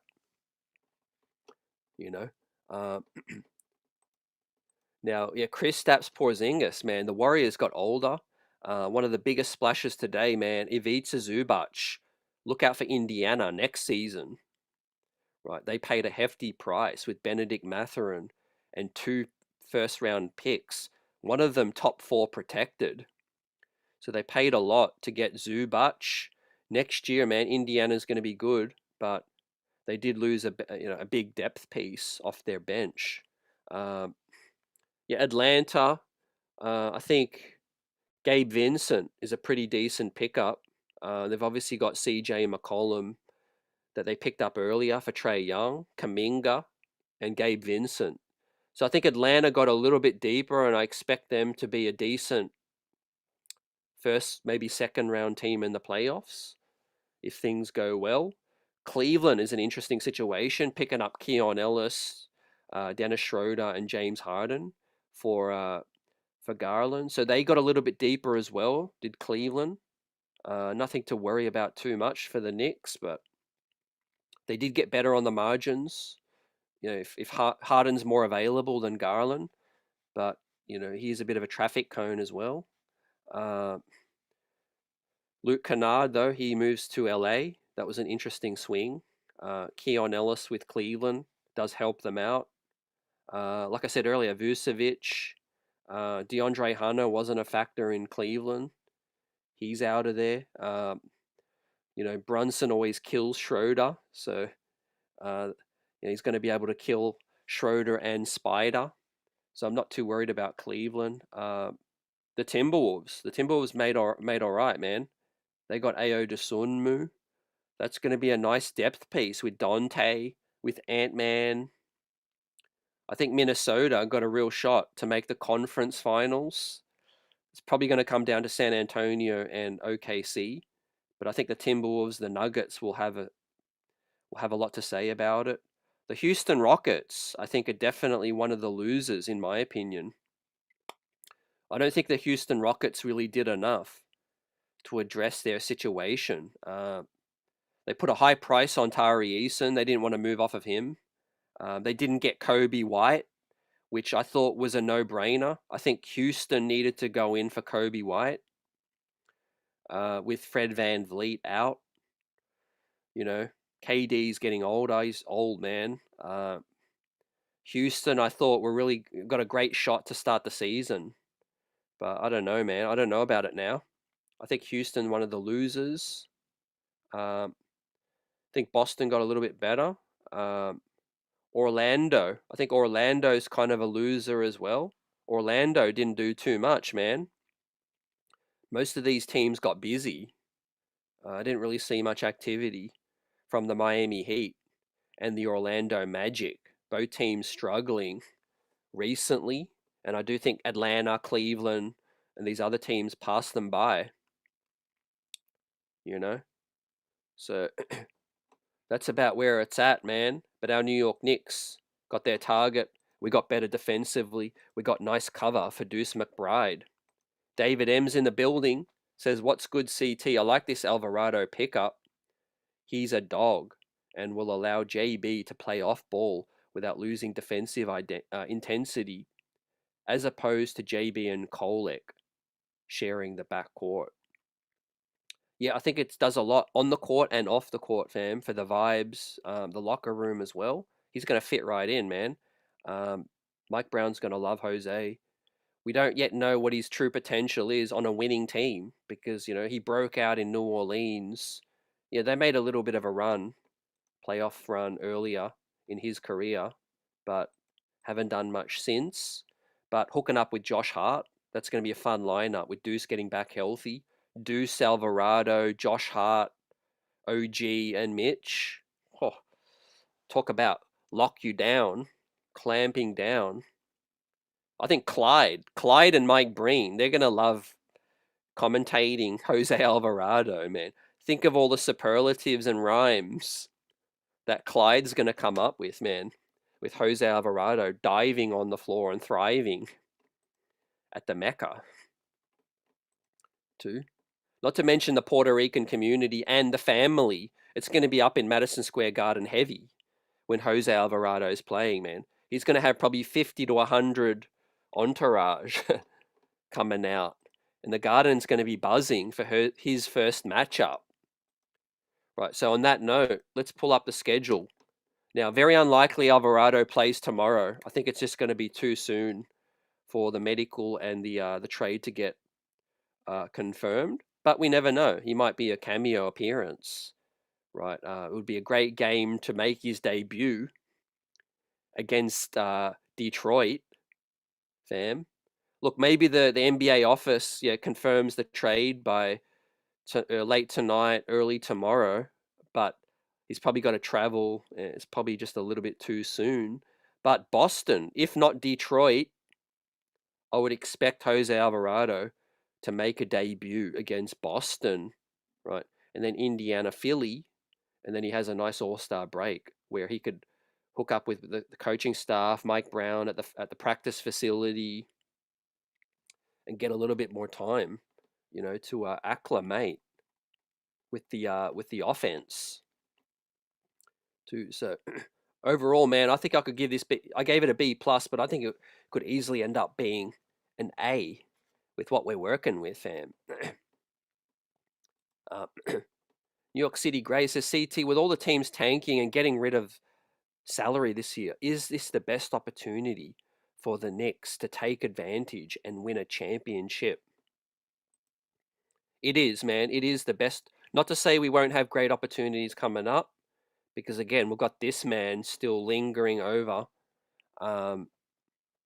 But I just think with our squad, firstly, and then the current East situation, even out West, OKC aren't the team they were last season.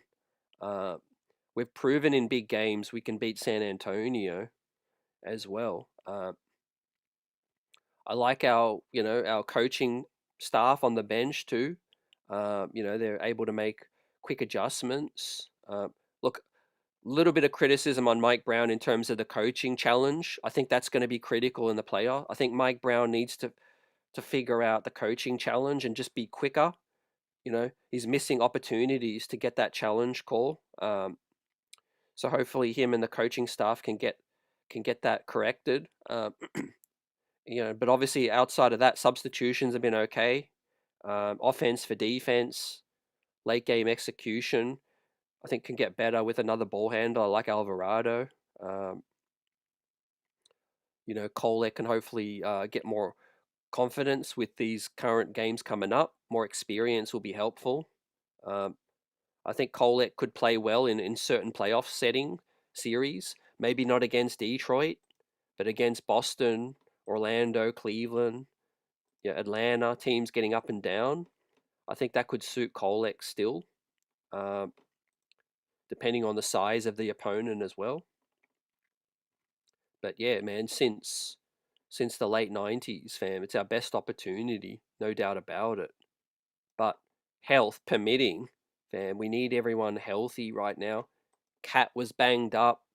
I think what I noticed, guys, is the harder the team plays, the more likely they pick up certain injuries. Like, it's no coincidence that Mikal Bridges hasn't missed a game when he pulls out of 50-50s.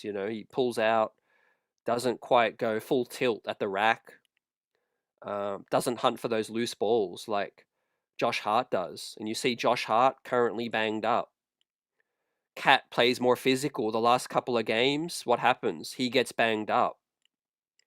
OG Anunoby plays physical all the time, and that's why he hasn't been so durable. So hopefully this team can kind of coast to a 52-55 win regular season and get to the finish line healthy. Because the more physical play they face, the more chances that they could get banged up. But we are in a better position with depth and the current pieces, man. Prezi, the boss in the building, says we just need to wait 48 hours to claim Chris Boucher, and we're all set. We go all in with my guy Mo D, the backup power forward. I like Boucher to bring him around his best friend OG. That's a great point. Some chemistry with that. Yeah, it's going to come down to competition, man. It's going to be a lot of teams wanting certain dudes, right?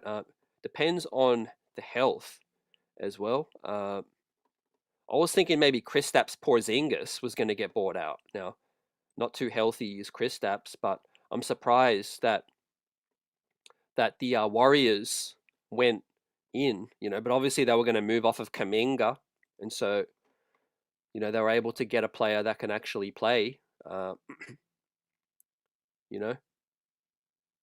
But yeah, Chris Boucher, shot blocking ability, switchability, can stretch the floor a little bit. I don't know what happens with a guy like Yusuf Nurkic, Brook Lopez, or Time Lord. They could be looking at some of those other bigs. I know the Knicks had interest in Goga Bitadze. They had interest in Nick Richards, who ended up going to Chicago. But with our situation, they're obviously confident in Cat playing 30 plus minutes, Mitch playing 20 plus, And maybe, you don't even need a Huck Porty. Also, you got Mitchie, OG, sorry, you got OG. That, Mike Brown's shown that he might be saving that as as a matchup wild card. Don't forget he threw OG onto Joel. OG guarded up Joel down the stretch. That big win in Philadelphia 2 weeks ago. That was a sparingly, you want to use that sparingly, but it is an option down the stretch. If you want to go small ball, and go that way. But yeah, a Boucher allows you. Yet Larry Nance allows you to go small ball as well. We still got Big Huck. Still got Huck out here. So we've got Ari reporting that Brooklyn is waiving Tyrese Martin. So the thing is with Portland guys, they have to waive a guy or two. So look out for either Matisse Thybulle, Time Lord, someone on the Portland Trailblazers has to get bought out, right? And they don't want to buy out a couple of the other younger promising wings as well. So that's going to be interesting to see who ends up getting bought out on the Blazers. Yeah, the homecoming factor of Alvarado is big time, man. We haven't had that theater since Starberry, fam. The homecoming factor is kind of unquantified recently. Dirty says is that it's best opportunity because the West is a gauntlet and they should be tired. Survival of the fittest too. It's going to be big. Spurs, I'm not too sold on right now. So I think, yeah, the West is kind of wide open right now. AP says, CT, I heard Brooklyn let Cam Thomas go. Why would they do that? Cam Thomas is going to be a free agent, and his demands, they couldn't reach an extension last offseason, and Cam Thomas is trying to command, north of 20 plus, and Brooklyn aren't prepared to go that route. They see Cam Thomas as more of a six-man, a chuck, a guy who's going to get his points and fill it up. But again, I think fit is everything in the league. Like, Cam Thomas gets a bad rap for times, he doesn't play much defense. He's kind of a chuck, but you put him on a winning situation, everything changes. Like, he might get more disciplined, his minutes might go down, the shot selection might get better. Things can change on a winning situation. So I think fit is everything. Like, how many players have we seen go to Boston and fit right in, or, he goes to the Houston Rockets and makes them more dangerous. If Cam Thomas was to go to the Denver Nuggets as a backup, that would be excellent for them. So Cam Thomas would have a large selection of locations that he could go to, man. Something tells me he'd probably like Miami. Cam Thomas, he might become more disciplined in Miami. They need some more offense if he wants to stay out east. Look, if you're a buyout guy, that's an attractive situation because of Florida. You're going to be able to keep some more of your money. Also, most players, when they're looking at a buyout location, they're thinking, what's the pathway to me getting paid? Yeah. They ain't, as a veteran, they ain't thinking about just trying to win a championship. He's thinking about how can I get my money, right? So let's think about that. Are the Knicks going to give Cam Thomas money?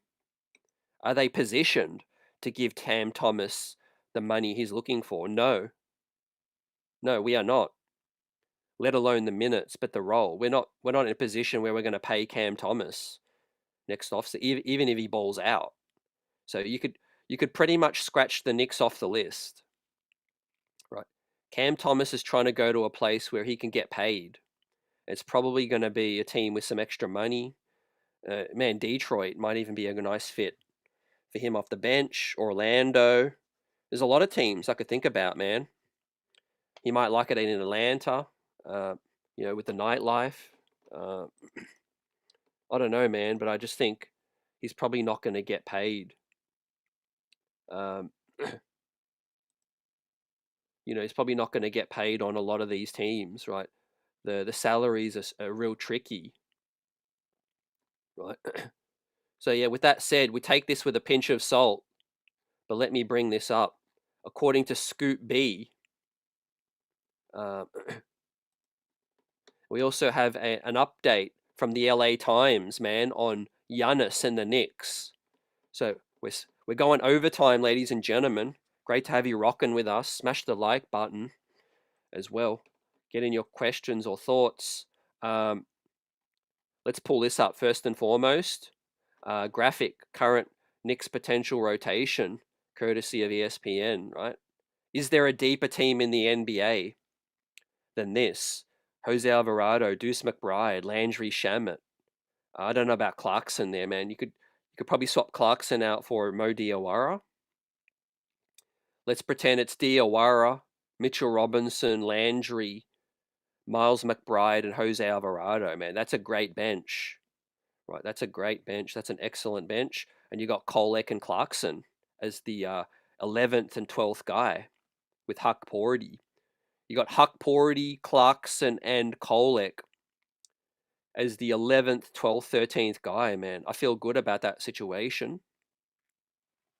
So yeah, that is definitely one of the top 3 deepest teams in the league, in my opinion. I like Detroit's full squad. They're pretty deep. San Antonio's quite deep as well. They've got a good bench. And obviously OKC right away too. So that's that situation.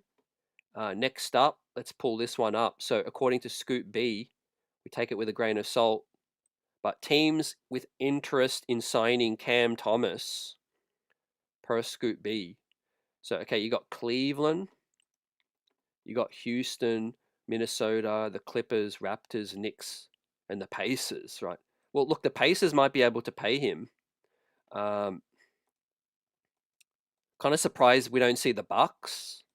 You're trying to keep Giannis entertained. You're trying to keep some talent around Giannis. I'm pretty sure acquiring Cam Thomas for free would be appealing to the Milwaukee Bucks. There's talk they're trying to get off of Miles Turner, potentially as well. We'll see what happens. LA Clippers aren't too exciting right now, man. They're blowing it up. Taxes heavy in California as well.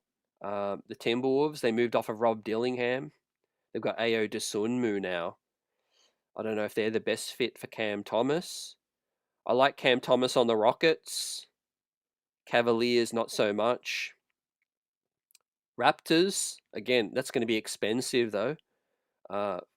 With tax, Knicks and Pacers. So that's interesting. I think there's way more teams that are going to have some interest in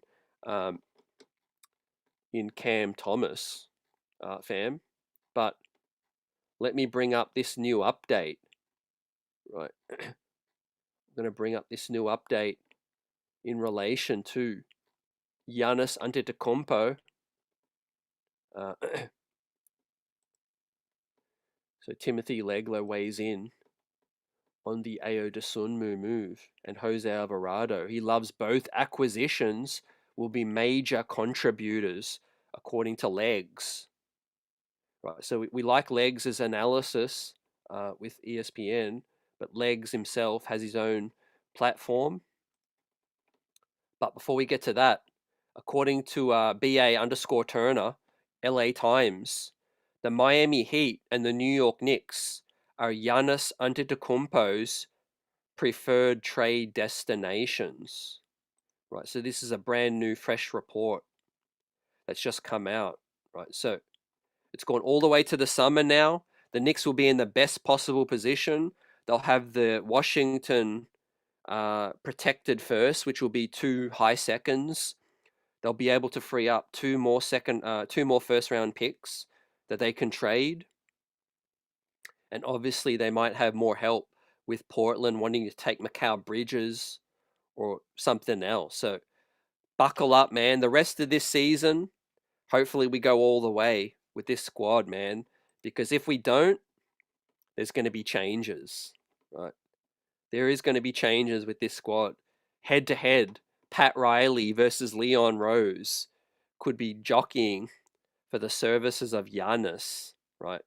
And the price will become a lot more affordable for the New York Knicks, in my opinion, especially if they have a good postseason, right? For many reasons. Let's say Cat, right?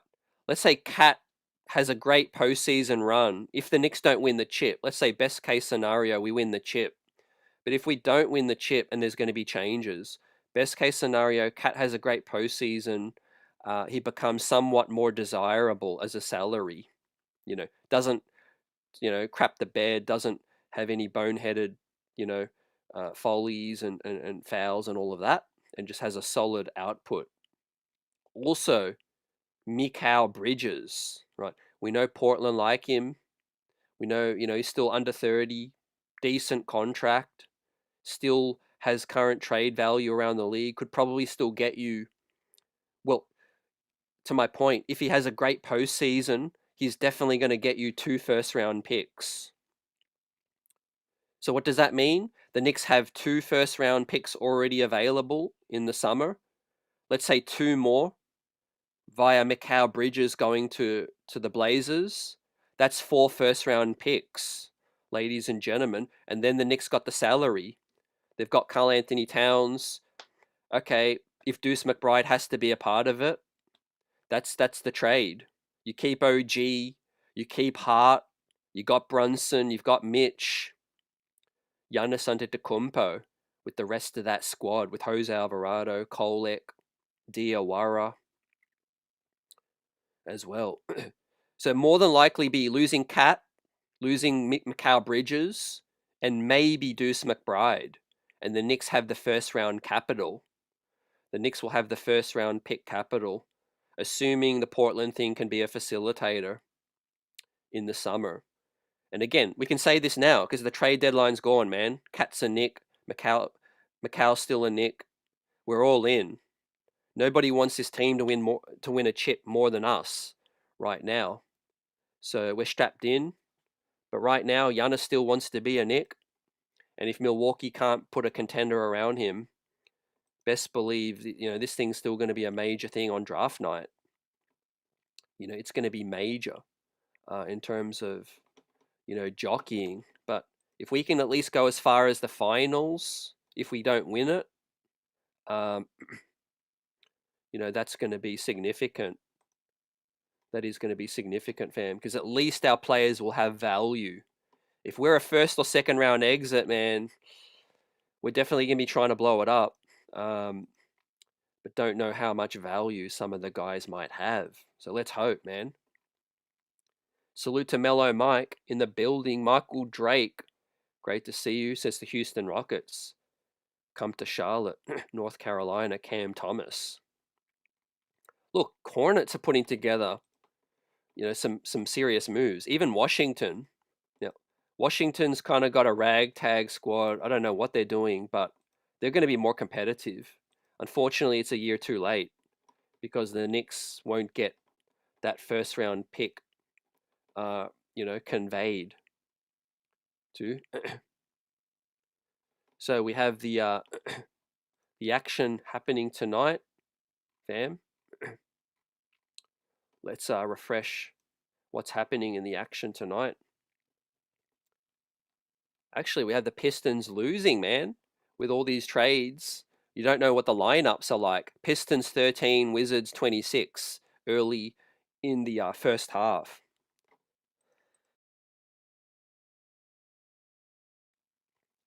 Salute to Optimus 2G in the house, fam.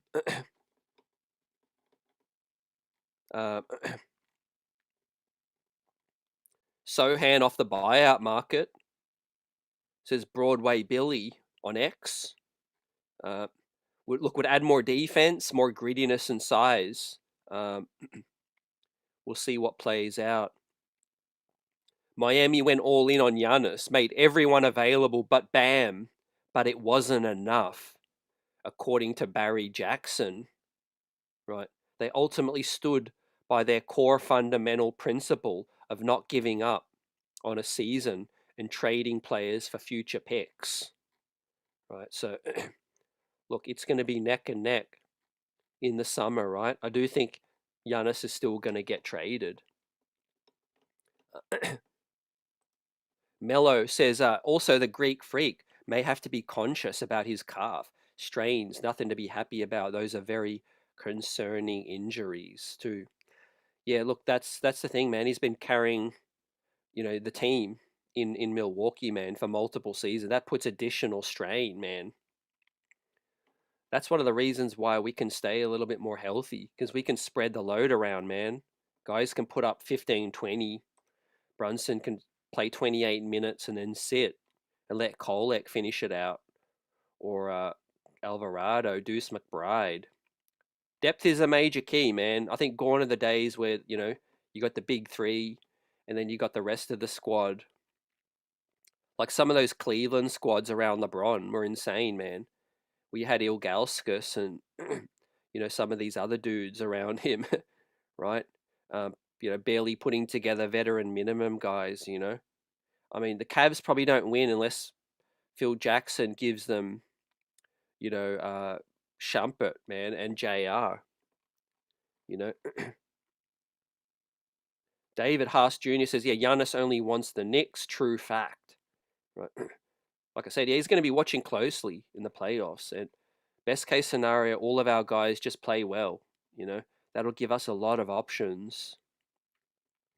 Yeah, I'm doing well. Optimist, man. Feeling good.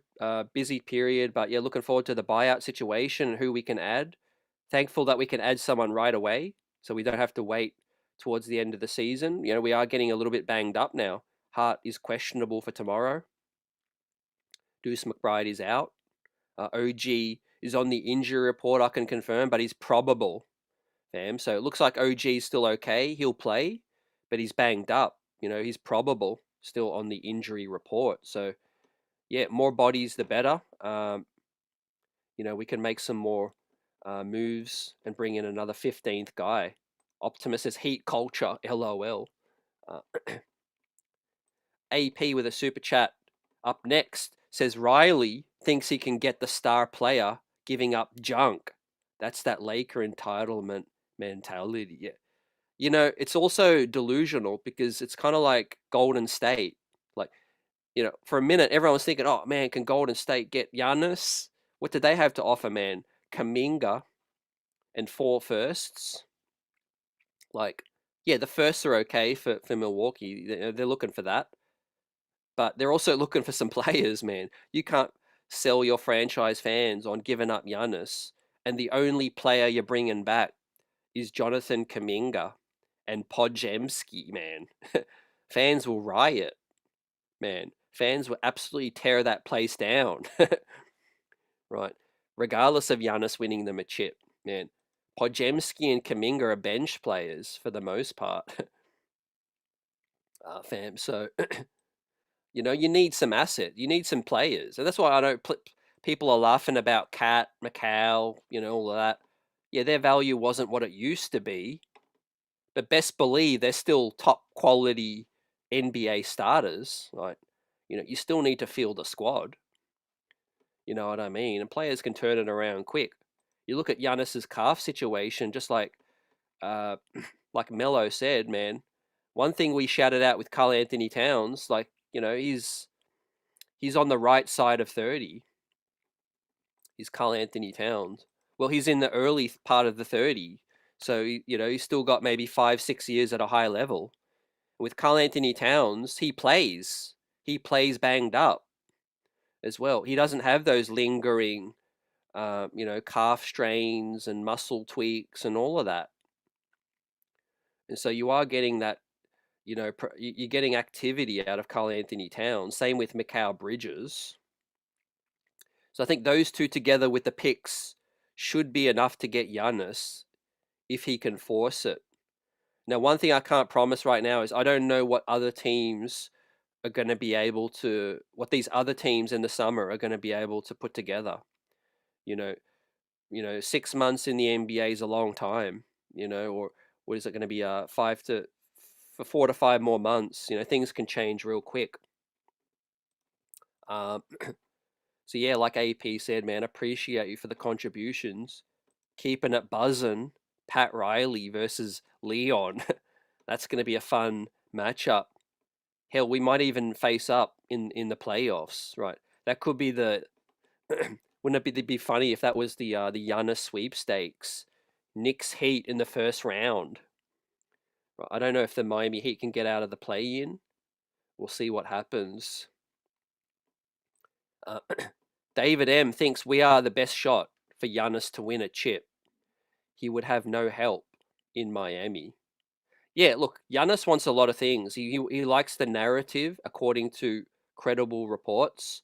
He likes the narrative of bringing a championship to New York, and the career arc, the storyline, all of that means something to Giannis. I don't think he just wants the ring chase on any specific team, but I think he likes specific situations. Especially with the Knicks having the depth that we currently have, and the financial flexibility is big time.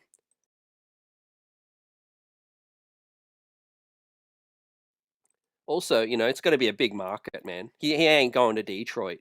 With all due respect to Detroit, with all due respect to Cleveland, right? They're good teams, but he ain't signing for them, right? He ain't signing in a market like that, in my opinion.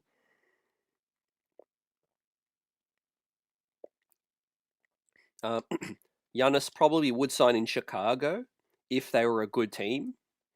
If Golden State were younger and Steph Curry was there in his prime, absolutely he would go there. Don't even know if he would go to the Houston Rockets. I think coaching matters as well. Ime Udoka is facing some criticism right now. Players do have preferences for coaches and things like that. Also, want to shout out the links between the Knicks and the Antetokounmpos. Let's go all the way back to the Phil Jackson regime. Yeah, we don't want to remember too much about the Phil Jackson regime, but what we do might want to remember is, don't forget, the Knicks gave an opportunity to Thanasis Antetokounmpo. The Knicks brought him into the NBA for the draft. Maybe Phil Jackson was ahead of the curve trying to get Giannis way back when. But nah, in all honesty, Phil Jackson was probably just taking a flyer on a second round pick, a guy who had some athleticism and could defend. But I think through his relationships, connections, being a Knick, I think Giannis would look at himself, as a New York Knick, or could see himself as a New York Knick, because his brother represented the franchise, fam. Let's not forget, when the Knicks did play the Bucks last time, it was all hugs, it was all daps, it was all smiles between Thanasis and Jalen Brunson and Rick Brunson and even Giannis. And Giannis and Brunson, man, were having some, conversations behind the camera as well. So I think with respect to Giannis, he kind of knows what's up, and he does, feel like the Knicks and New York market is a big, lure. Let's not forget about the endorsements, man. Giannis Antetokounmpo could be one of the biggest sporting superstars in the Mecca as well. Talk about Wall Street. Talk about stocks.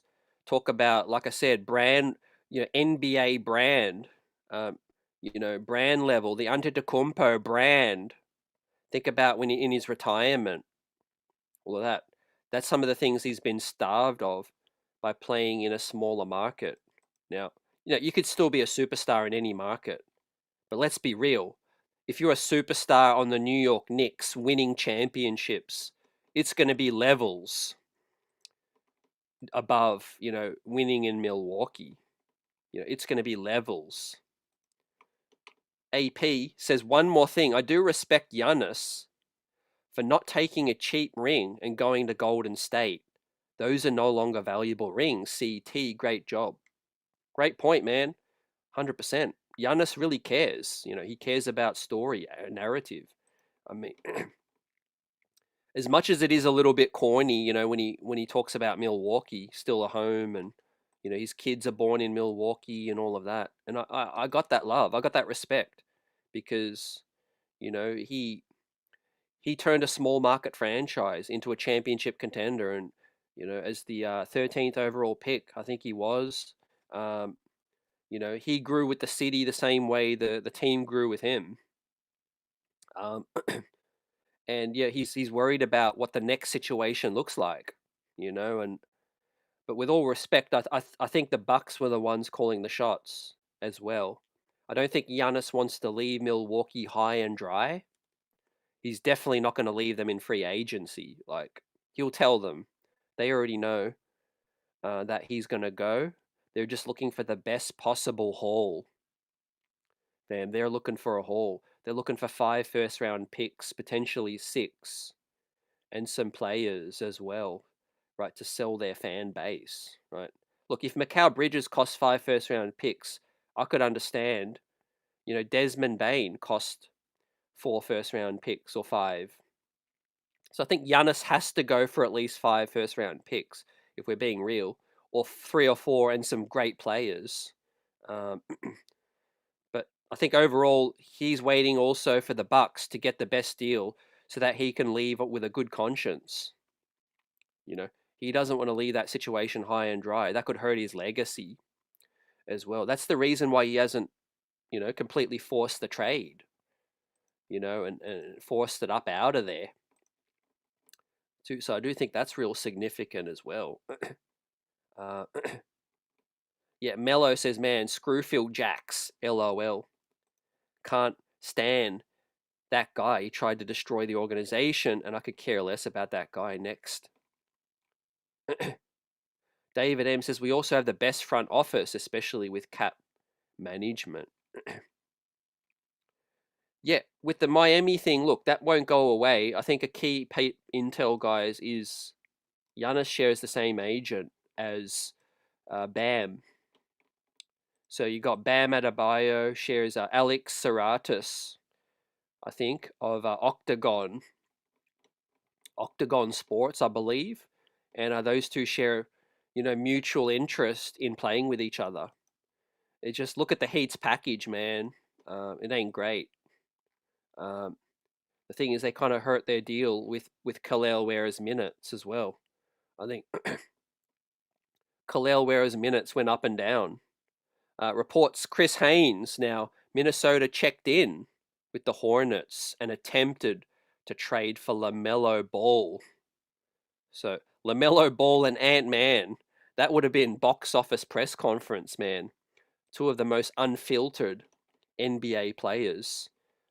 Minnesota checked in and attempted to trade for LaMelo. So let's see, man. You've got Charlotte starting to do well now. They might keep a hold of LaMelo, man. We'll wait and find out. Let's see. But Indiana, man, picked up a great center for next season. That was a hefty price. We'll see what the Bucks want to do as well. Talks that they're in for Ja Morant. I think Memphis is one of the losers as well. They moved on from Jaren Jackson, and they also did not trade Ja Morant. So kind of doesn't make too much sense, fam. So they're kind of stuck.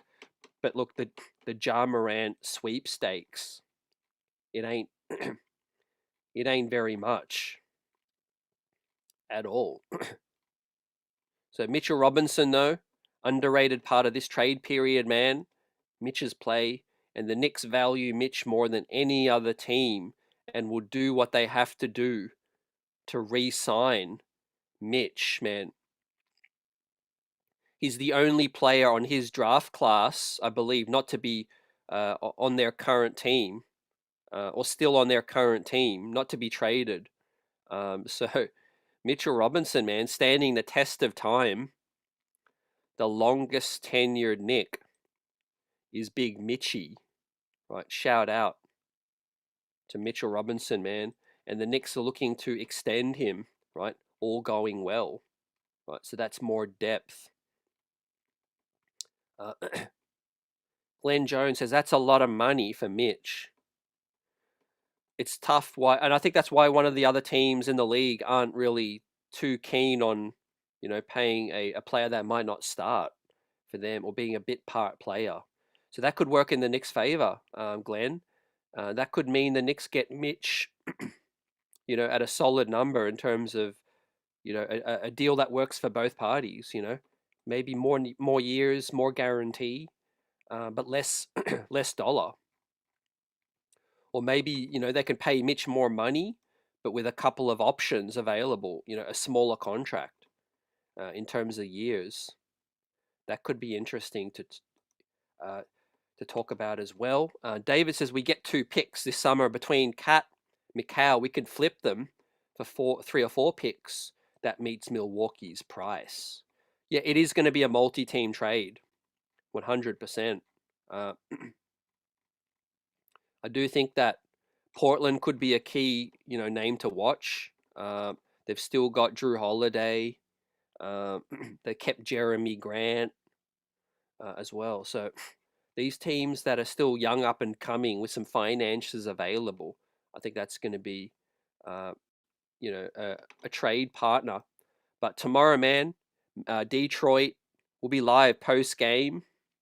Jose Alvarado, I don't think is going to be active tomorrow, but should be active against Boston, right? 2 days later, right? Pending the medical and the trade being confirmed with the league office. We have a new depth piece, ladies and gentlemen. He's going to pick up Deuce McBride's minutes, man. I think we'll see probably less minutes of Clarkson. Maybe a little bit of Kolek sprinkled in still.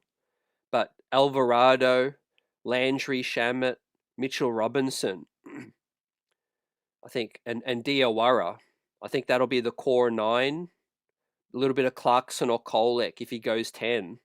But for now, it'll be Alvarado, Diawara, Mitchell Robinson, and Landry Shamet off the bench, I think, for the foreseeable, as the Knicks move towards 50 wins. Let's keep this streak rolling, ladies and gentlemen, man. We're in a situation where we could get to 9, 10, and surge, right? The Knicks have a chance to even catch Detroit. I would not rule that out.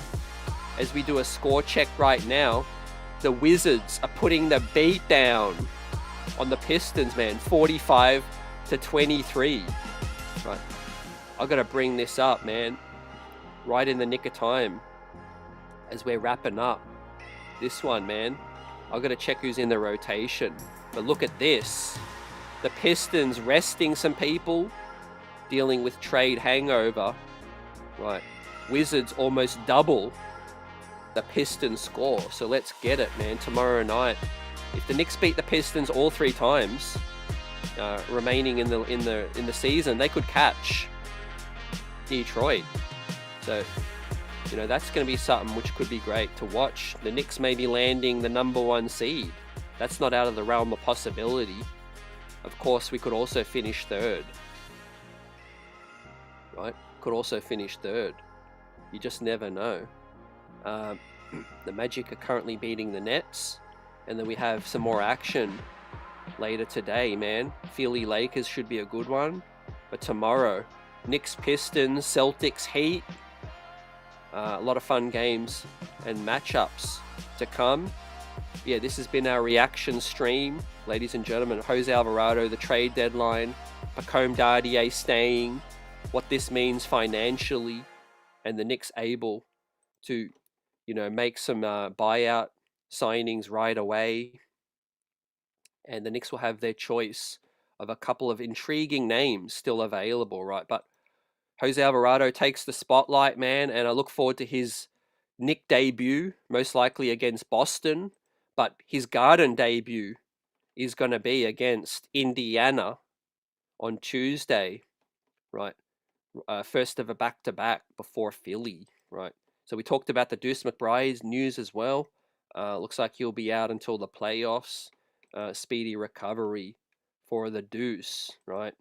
We need him, man. Deuce has had such a great season, but thankful that Leon Rose has pulled off some solid moves and we're able to keep going with some draft picks and depth to our squad. Much love, big up to the chat and everyone joining us later on Replay Squad. Right, it's been a hell of a couple of weeks, man. The Knicks 8-0 with a defensive rating of 98.5. Right, adding a defensive menace, Jose Alvarado. So yeah, Mello says, yeah, Mitch wants like 15 to 20. And I'm sorry, a healthy Mitch, I would say, yeah, but not like this. He has to be realistic. So yeah, that's an interesting thing to monitor as the rest of the season progresses. But I think the Knicks' plan in keeping Mitch healthy, playing less minutes, could just be a security blanket to get to the finish line. Maybe the Knicks can put some clauses in the contracts as well, like a 60-game clause, 70-game clause, and the money goes up, where Mitch will earn more. The more he plays, the more he'll earn. I think we could look at it like that as well. So that'll be interesting. But yeah, blessings up. Peace, everyone, man. We'll catch you tomorrow night, post-game live against Detroit, as Detroit are currently getting blown out, right, against the Wiz. We'll see what happens in the second half. And we'll talk tomorrow. Peace. Any news tonight, any updates, I'll put it in the comment section as well. So if there's a link to a buyout guy or a transaction, anything else pop up until tomorrow, man, I'll put it in the comment section of this stream right now. So